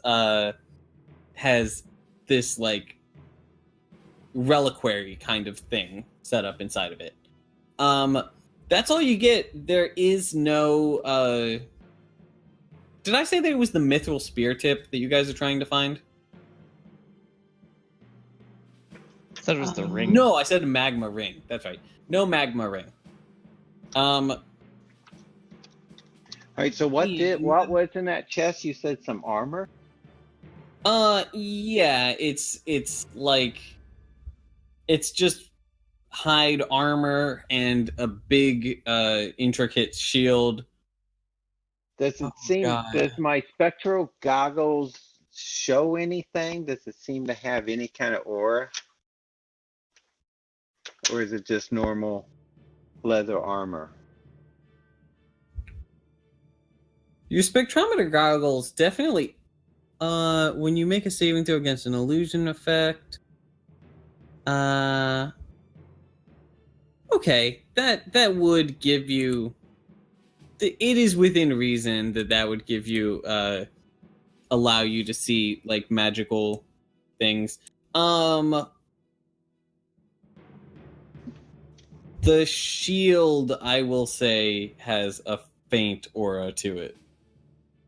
I'm interested in the shield. I'm going to take that with me, and I'm going to leave and move on to the next. Do you put the top back on the crate? Yeah. I'll put things back the way I found them. Okay, and you just have this shield slung over your back? Mm-hmm. Jesus Christ, Hogard is going to rob the holy artifacts of this. Hopefully nobody notices this, but yeah, I don't know. Maybe I can have it under a cloak or something, but yeah, I'm going to walk I off like how with all this of us shield. are essentially thieves. Except for me. Hogard, I think Hogard has a cloak, and he can put the shield under his cloak, because otherwise this is just, oh boy, this is not going to end well. As you leave, you're going to have to deal with another stealth thing.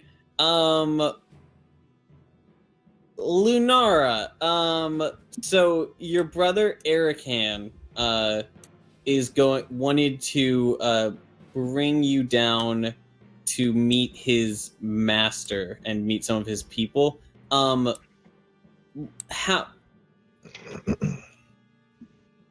do you want to try to regroup with your party and take some of them with you, or are you just going to go with the flow? I would think that Lunara would want to kind of like circle back around and see if there was anybody that she could scoop up if they were interested. Okay. Then yes, you meet your party, and what of your party you are able to find. So Gimble, Venetus, and Wex. Where are you guys hanging out at this point? Are you guys hanging out in the monastery? I'm trying to go through the crowd of barbarians and mingle with them. I think I'm in the infirmary. I don't Jeez, you think I beat you that Yeah. bad? No, it's like you've seen wrestling. It was just wrestling. I pulled my punch. You're not actually hurt unless you want to fake being hurt. No, I'm But I good. did take a safe razor to the forehead. Yeah, we're gonna have to blade you. I've got feathers. They can't tell if I'm bleeding or not. Okay. Then let's say as you're like heading out from this kind of private nook that you guys had found to talk, you find the rest of this group circling around to go to the temple. And Gimble wants to mingle with the townsfolk down below. I think that as the rest of the group kind of settles in with the monks, the barbarians are going to leave a couple people to watch them, and kind of like answer any questions or like special affairs that have to do with the barbarians. But the remainder of the barbarians will go back to their tribes, and you can go down with them. So yeah, pick a group, and I will let you mingle with that group. Keep in mind, you do not know where Hogard is, nor where Sabek is.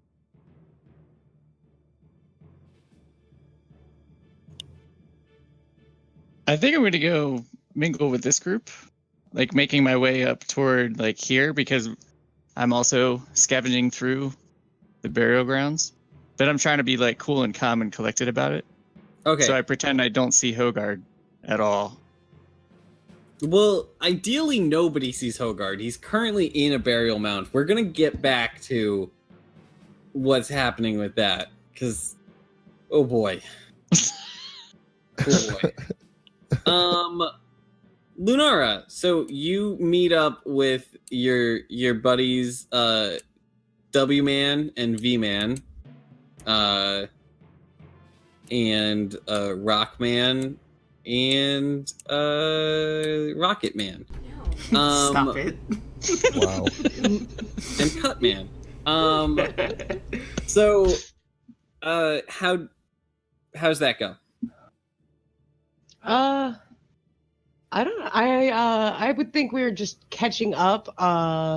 That and like I feel like maybe now that things have simmered down for a bit and like groups have like made good introductions, I would try to be a little more slick about just like inquiring about like the burial grounds and like the ring, but not really trying to tip it off. My first question is, what do you tell to Venetus and Wex about why you now have this guy who is going to escort you around the barbarian camps? Oh, I'll just introduce them. Like, yeah, this is my brother. He left home and he's got magic and stuff. He's cool. Wait, is this the brother with the same magic as that lady we saw in the temple? Wink, yeah. wink. Yeah, that lady Good to know. who's totally still alive and well.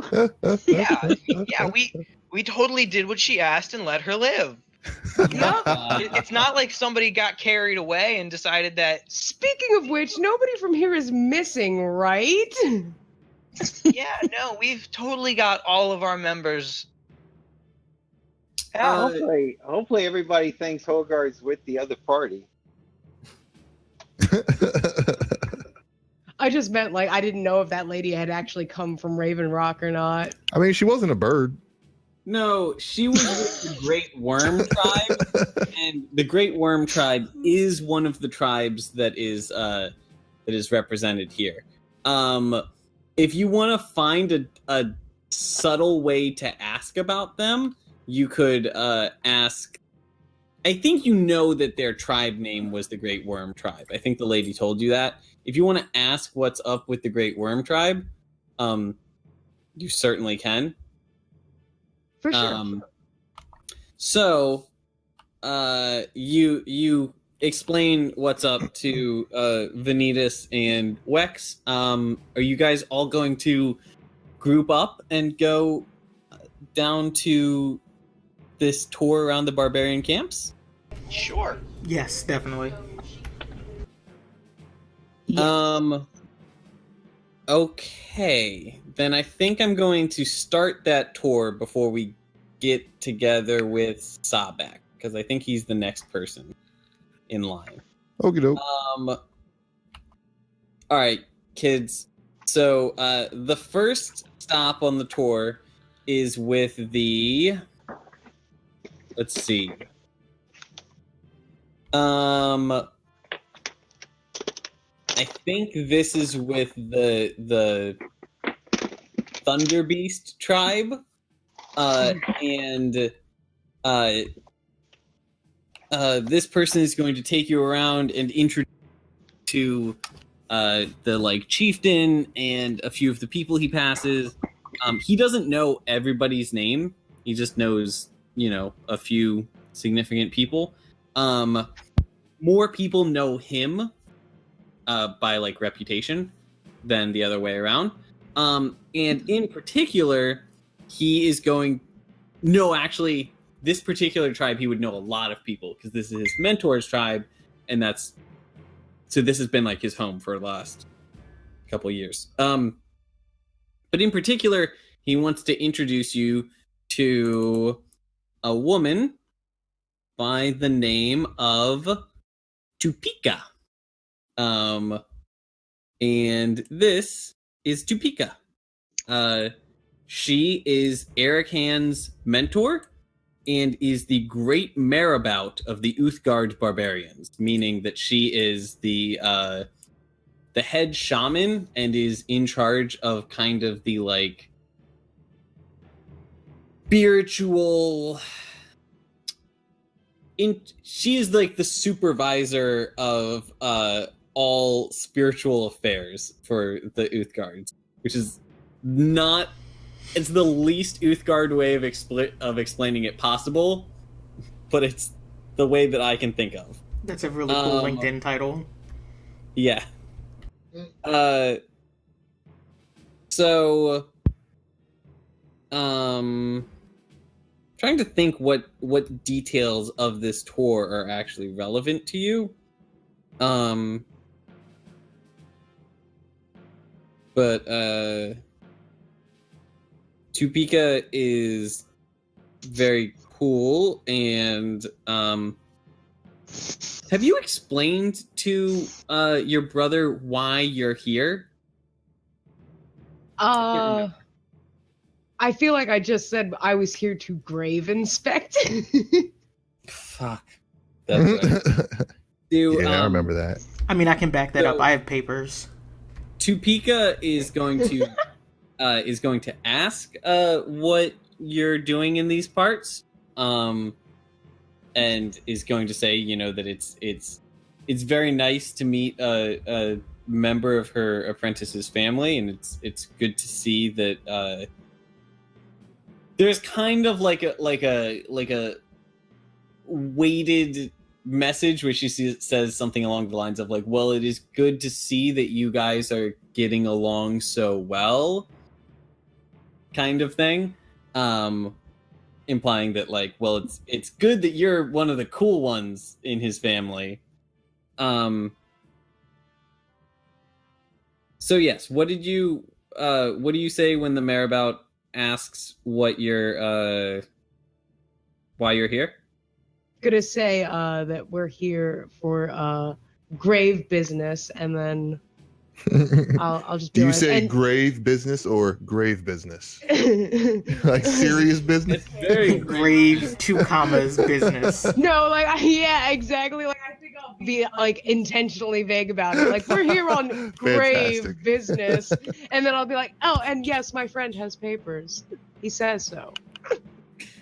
Oh God. I'm just gonna reach into my adventurer's pack and just flash some papers. It's probably just papers that say we can do what we want. Yeah, that's an important question. What are on these papers? From the console. Yeah, I'm pretty sure that these are just papers that I took from the engine room of the airship on like maintenance. Because I'm very interested in the airship and how it works. So We're totally not gonna get caught. I mean, I'm probably not. You guys probably will. Well, I'm with Erican, so VIP. Come on. Okay.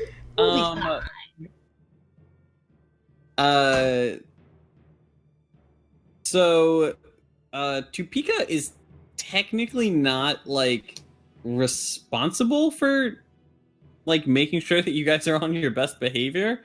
So I think she's going to kind of give a look at Erican and say like, well, all right then. Enjoy the rest of your tour. Let me know if you need anything.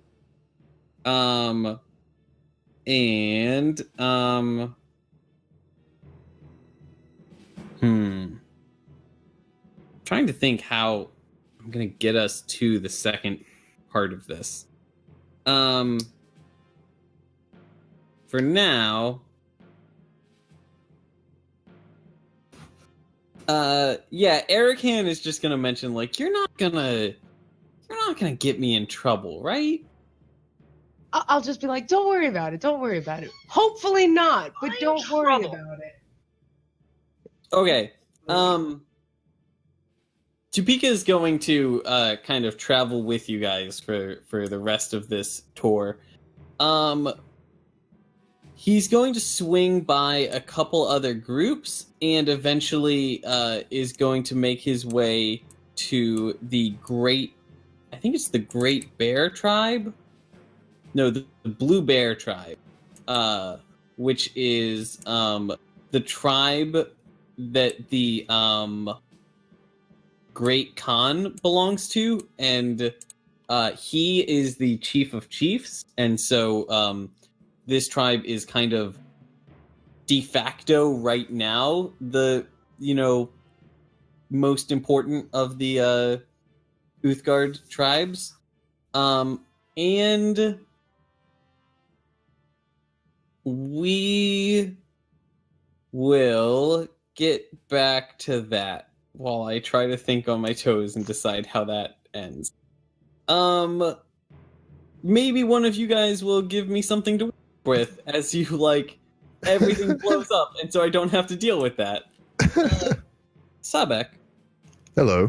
You have been brought to the Black Raven tribe. You're speaking with their chieftain, and he says that he hears you want to inspect the Great Raven statue, and he is happy to oblige as long as as long as you do not have ill intentions. And so he wants to know what your intentions are. So, before anything else, I'm going to flex.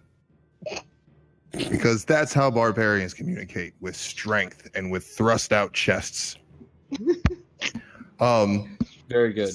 So I think Sabek would make it clear that he doesn't have any negative intentions or whatever, and as best as Sabek could explain that there's something in the burial mounds, possibly in the burial mounds, that has to do with this giant apocalypse. And yeah, so I'm assuming that this is going on. Remember that it is a magma ring that he is looking. He doesn't remember what exactly it is. He knows he remembers it's something round. Does he? Okay, he remembers it's something round. Does he remember it's? I assume. Say that one more time. It's related to the giants. Yeah, like he was saying that it's related to the giant apocalypse. Then I think this chieftain is going to kind of scratch his chin and say,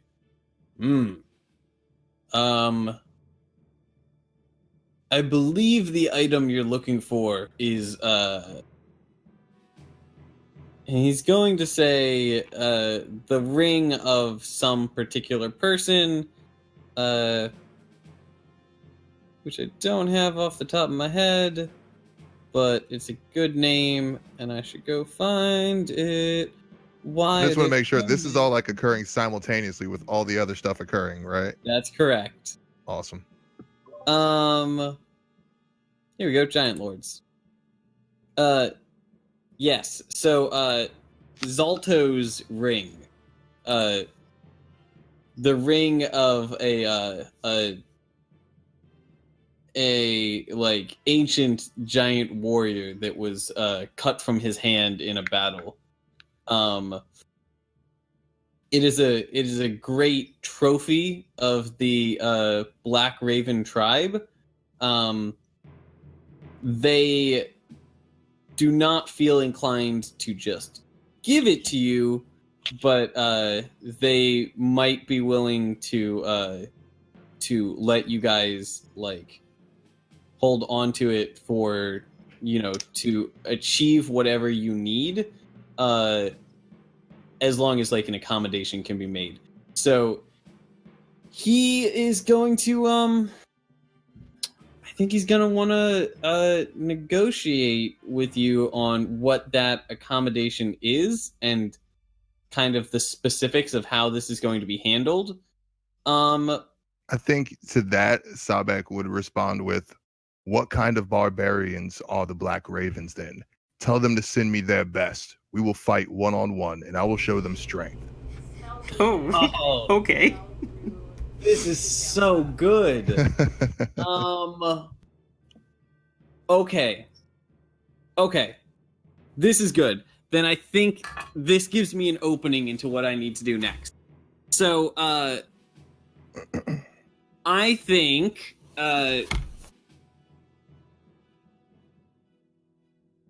okay. He's going to say that, like, he loves this idea, and, he says that, like, trials by combat are very much the way of their people, and if they're going to do that, it's not going to be just like, you know, here in like the backyard of like somebody's tent. It's going to be during like, you know, it's going to be ritualized and publicized, and like the rest of the tribes will get to like watch your glory or the glory of one of their barbarians. And so he says like, I think the way that we'll do it is at let's say 6 o'clock today. They are going to have a they're going to have their big like convention like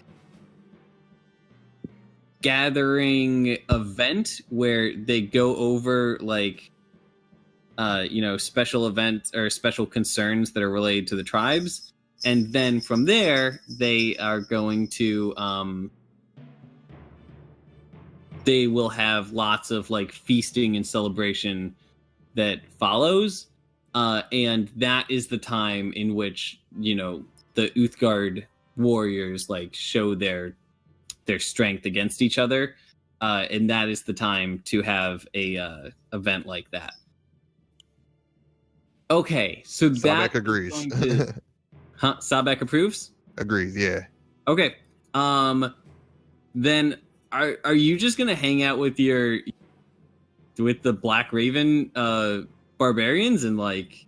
Yeah, I'm just gonna chill with the other barbarian crew, all that's closest to this statue, until the other parties or the other groups' stories reach a point of like synchronization. I think that this is actually going to be one of the most at home that Sabek has felt in a long time. Now, the village that Sabek was raised in, was it actually I know he doesn't like entirely remember it, but was it a barbarian village, or I got the impression that it was more of a It was referred to as a barbarian village from outsiders, just because of its remote location, but they were actually not like technologically behind the rest of civilization. So they had like buildings and stuff and like brick and mortar as opposed to like huts and thatch work.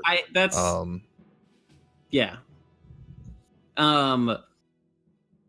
I actually have something very specific in mind when I think of them that I don't think anybody except Mikhail would relate to. But Mikhail, you know, in Octopath Traveler, the like northern religious kingdom that the priestess girl comes from. Yep. That's how I imagine Sabek's home being like. Yeah, that's perfect, actually. Yeah. Okay. So but after he like woke up and escaped from his imprisonment, he spent a lot of time with barbarian tribes, and so that was all to say I think that he is more at home right now than he's been in a long time. I think, are we going until 11? Fine by me. I'm cool for that. How are y'all? Cool with me. Okay. Hogard. I can go till 11. I'm sorry, Okay. my phone was muted. Cool. You are in one of these burial mounds currently. But let me say this first. Okay. I've been looking through all of my stuff while I've been waiting here, and I found a cloak of elven kind that gives me an advantage for stealth. Also, I've decided I'm going to leave this shield near the entrance and grab it on my way back. So I'm not going to be slipping around the whole village with this shield on my back. I think that's a good idea. I'll keep it near the doorway where I can grab it easily on my way back if I decide to. Cloak of Elven Kind. I don't remember And where you I got have it from. advantage on stealth checks. Yeah, that is very good. That is as close to an invisibility cloak as you're likely to get. Yeah. Okay. Yeah, so this cloak takes on the white appearance of the snow around you as you like shuffle from point to point. Where do you want to get to next? Do you want to go north or south? I think I want to go south. I think I'm going to go. There's another here. Yep. Make a stealth roll for me, and you will have advantage on it. Also, okay. Hold on a second. Lost that page. Here it is. Here it is. Here it is. Okay. Stealth. Okay. Stealth.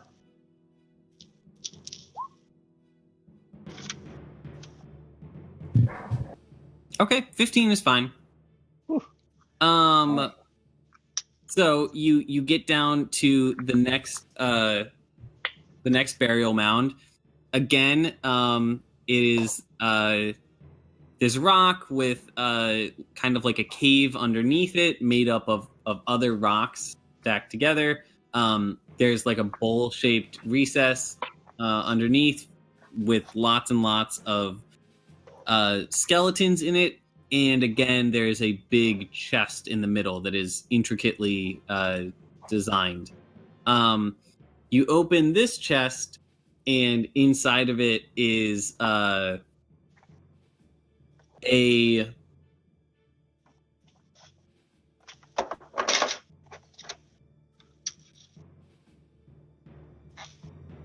think it is the head, talons, and like a string of like feathers that have been like sewn together from a rock, which is a massive, massive bird that is very hard to kill. Actually, realistically, I don't know if a rock's head would fit in a like 6x6 box. I'm using my goggles to see if it's worth anything. Because if it's not showing up in my goggles, it's just a big. It's not magical. All right, then I'm not interested in it. It's just a family between thing. this and the last one, it seems somewhat like these chests contain trophies. Yep. All right. Go ahead and make another stealth roll for me as you run to the next one. I'm seeking that ring, so that's my main objective here. But if I come across anything else that really strikes me as unusual or magical, I may take that with me. Okay, hold on. Another stealth roll.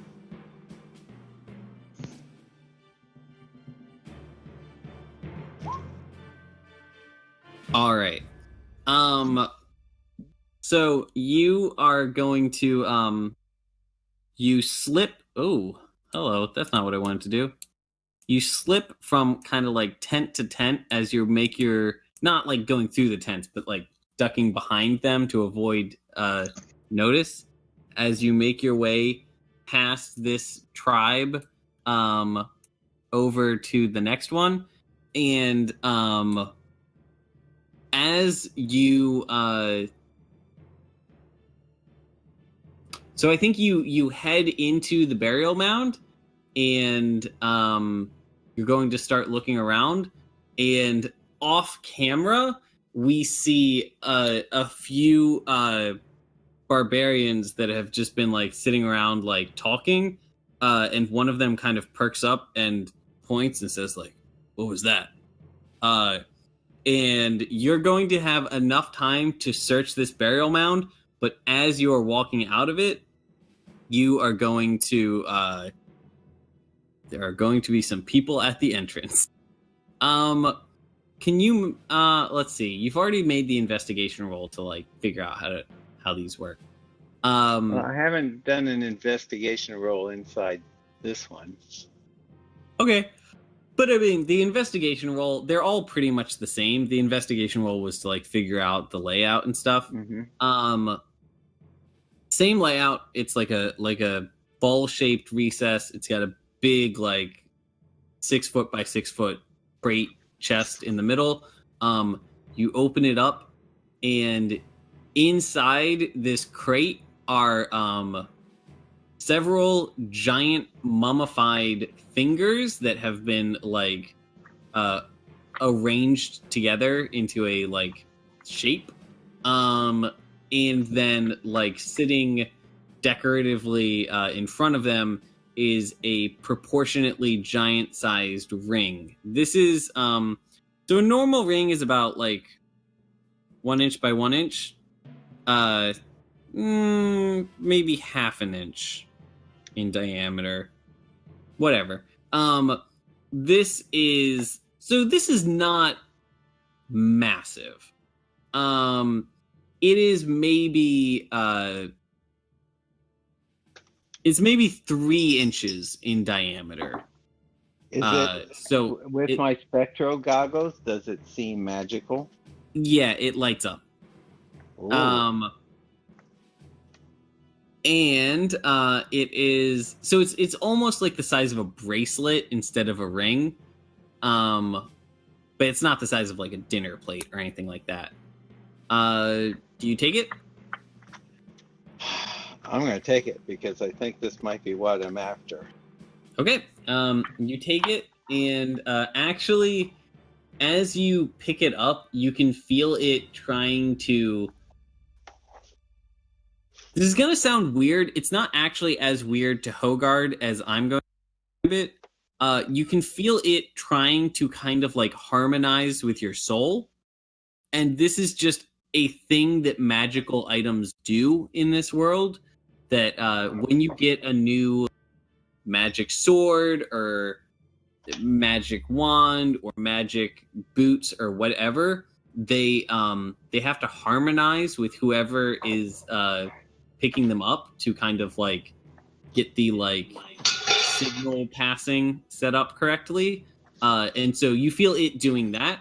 And then as the harmonizing sets in and you are now attuned to this ring, the ring actually starts to shrink until it is down to like person sized. I mean, it is a dwarf sized ring. So you can put it on if you want, or you can just keep it in your pocket or whatever. But as you are heading out of this... Wait. I'm going to put it on. Okay, you put it on. Maybe it'll make me invisible. Nope, it is warm and it is tingly to the touch. Right. And hopefully I'm not cursed. Technically, this is going to give you the same powers that an Ild rune would have, which is like minor pyrokinesis. But that's probably not going to make a big difference right now. As you had been in there, somebody had spotted somebody thought they spotted somebody slipping in there, and then they saw the like disrupted snow as you had like shuffled through the snow to get in, and they could clearly see the trail you made getting in there. And as you come out, there is a group waiting for you, including actually. Yeah, I think I'm going to say these four.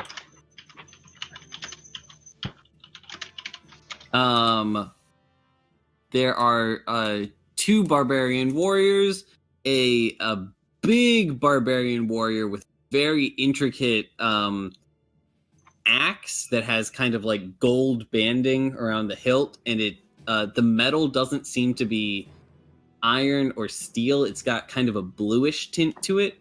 And standing next to him is a shaman with a very intricate face mask on.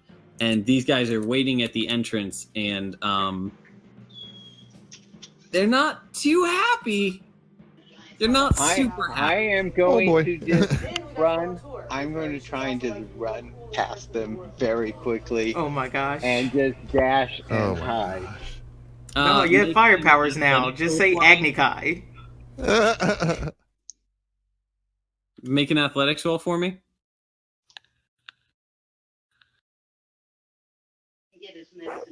I may be screwed now. All right, hold on. Uh-oh. You're in a little bit of trouble. Oh. Do we get any kind of advantage? Because they didn't expect me to do that. They very much expected you to do that. Let me go ahead and this, and we're gonna go ahead and just roll.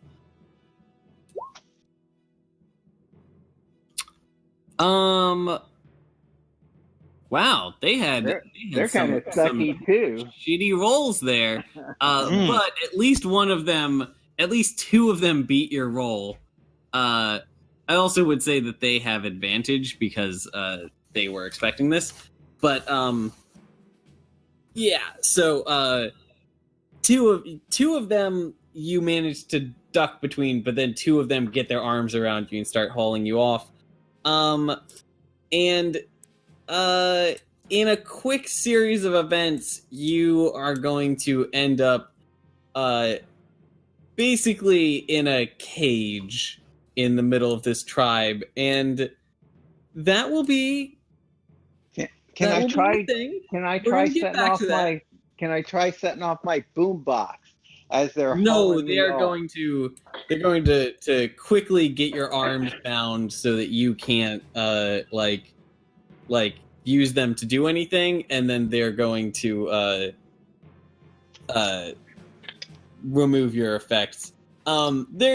There's four big barbarians, and right now I'm not as interested in doing like the combat side of things as setting up the scene that's about to happen. So this is very good. This is very good. I'm not fighting them. I'm just trying to run, or I just tried to run. You did try to run. But I didn't smack anyone in the face or let No, any you blood. Oh, also Okay. this guy shouldn't be here. I had way too many people in that group. Okay.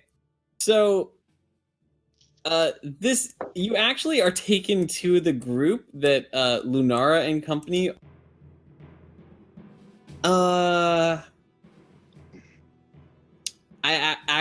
I think that they have just left this group as you are caught. Lunara, as you guys, this group that you have just left was the Blue Bear group, where you met Tachek, who is the Great Khan, the chieftain of all chieftains, and Leshwe, the his personal shaman, who is not the like head shaman, the Great Marabout. Mika is that. But Leshwe is kind of politically powerful in a different way, just by being the shaman of the Great Khan. And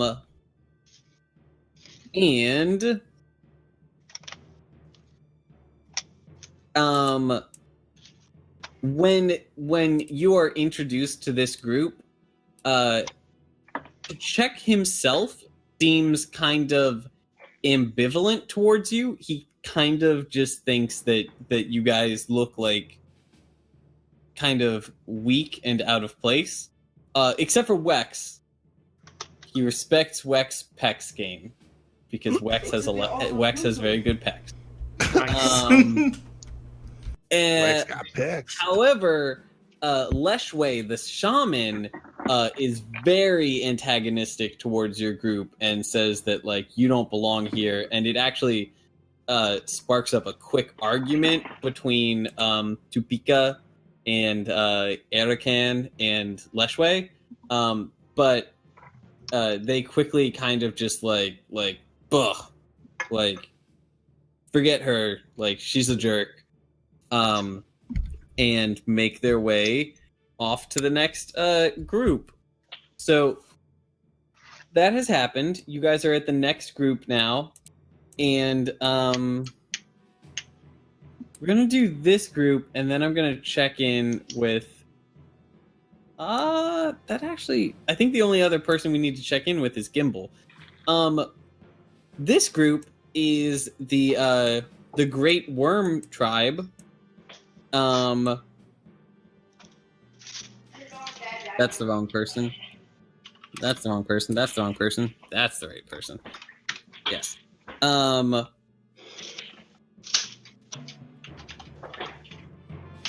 Good. I have that sized right. So this is the Great Worm tribe. Which you guys kind of that might ring a bell because the Great Worm tribe is actually the tribe that you guys met in the Eye of the Allfather temple. And as you remember, that went famously well. So this is probably fine. But when you they also don't have their shaman. Their shaman is conspicuously missing. When you go up to this crowd, they're sitting around and talking, and they are you walk in and they are pretty much having conversations about the like sorry they're pretty much having conversations about how like weak and despicable the weak people are, the outsiders, their word for like basically the non-Uthgard, the civilized people, and they are also talking about how there's like a side conversation happening about somebody who is nervous that there's some, you know what? I think they are just kind of like speculating on like the what is going to happen to that tribe or that band of warriors they sent down to find the chieftain's wife, and who they haven't heard back from in a while. But it's not. They are just like anxious to hear back from them, but they're not. It's not like they are late to report, because remember that you guys flew right over here about this like same day or maybe the day after you killed those people, and you went by air, and it was a 4-day journey. It would have been like a 4-week journey on foot, so they were not expecting to see these warriors back anytime soon. They're just kind of talking about these warriors they sent out a while ago that they haven't heard back from.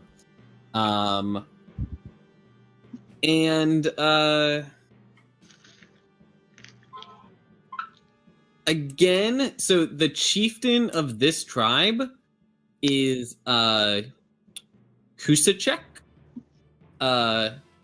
and he looks somewhat similar to Tchek, the great Khan, and he is very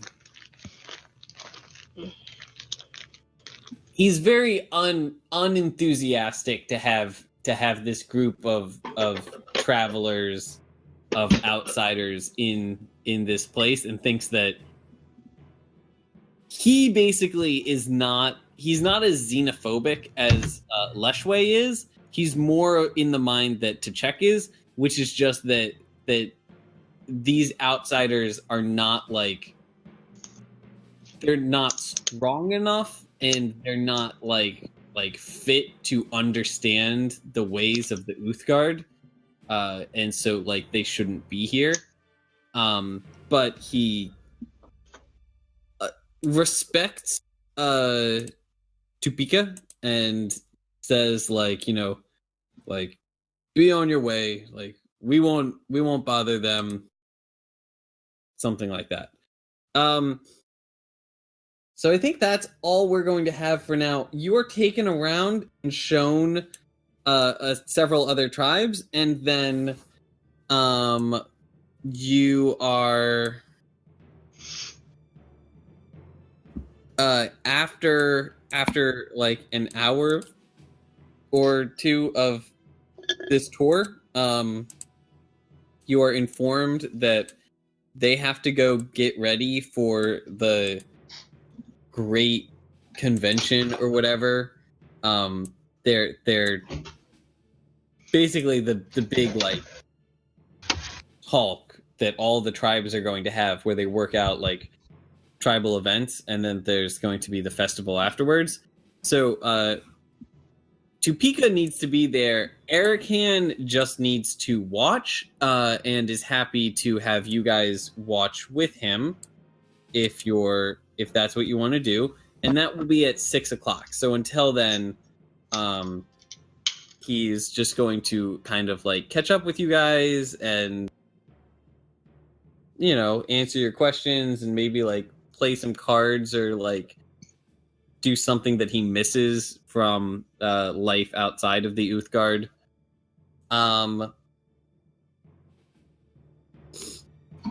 And you guys are going to meet back up with his tribe, which were these guys, and they were the Thunder Beast tribe. Okay.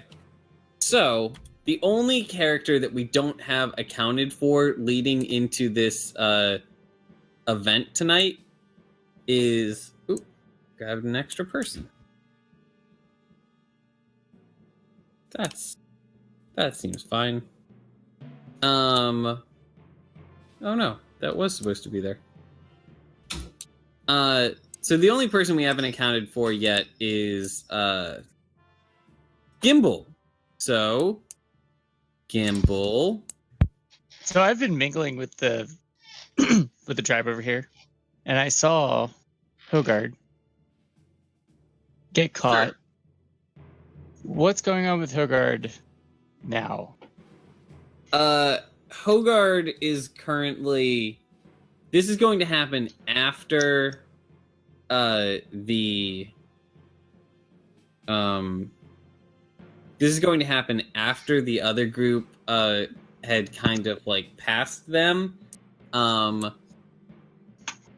Hogard is taken to the like tribe center where they have this like arrangement of tents in a circle, or in a cohesive group, and they bring out this big cage that they have for animals and prisoners and stuff like that, and they throw Hogard in there with none of his weapons or tools. They have been taken from him, and I think they would be probably in Leshway's tent, and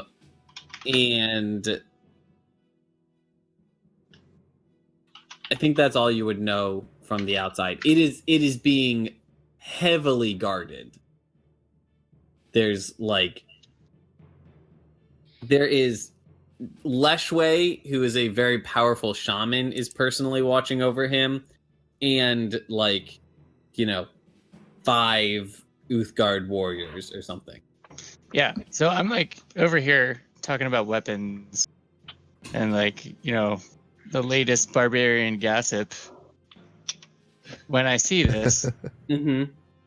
And I'm going to try to come over here and try to convince them to get Hogard out of the cage.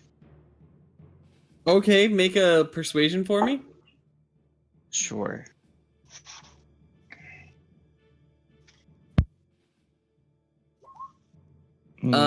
And then can you make a deception?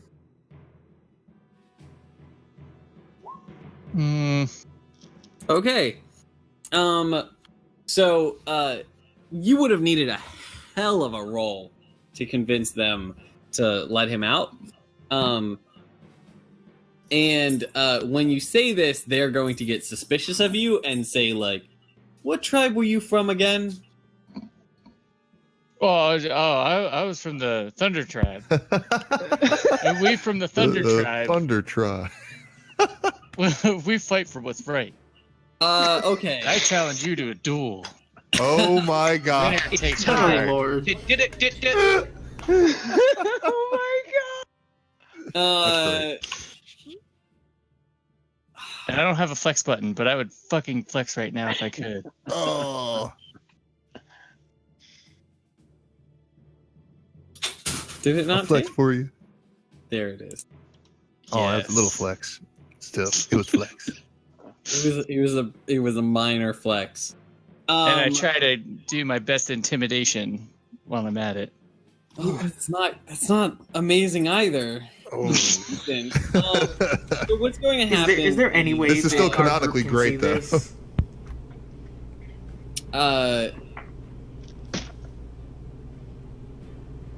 I think a group of barbarians from this tribe, not the same group that is watching Hogard, a separate group is going to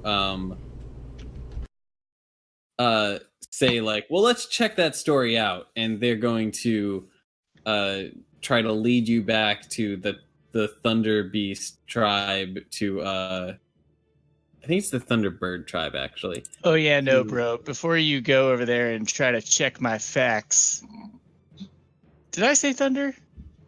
You There's did a say Thunder tribe, Yeah, you did say Thunder. but you've never heard of them. Like another Thunder tribe. We're from the OG Thunder tribe. Oh my god. Are you gonna go? These motherfuckers are not the Thunder tribe. Oh. God. So don't even bother checking my facts. I'll That's go up behind Gimble, cross my arms, and nod. Not with Gimble.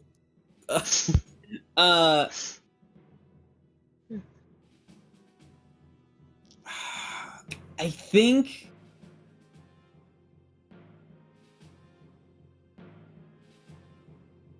Okay.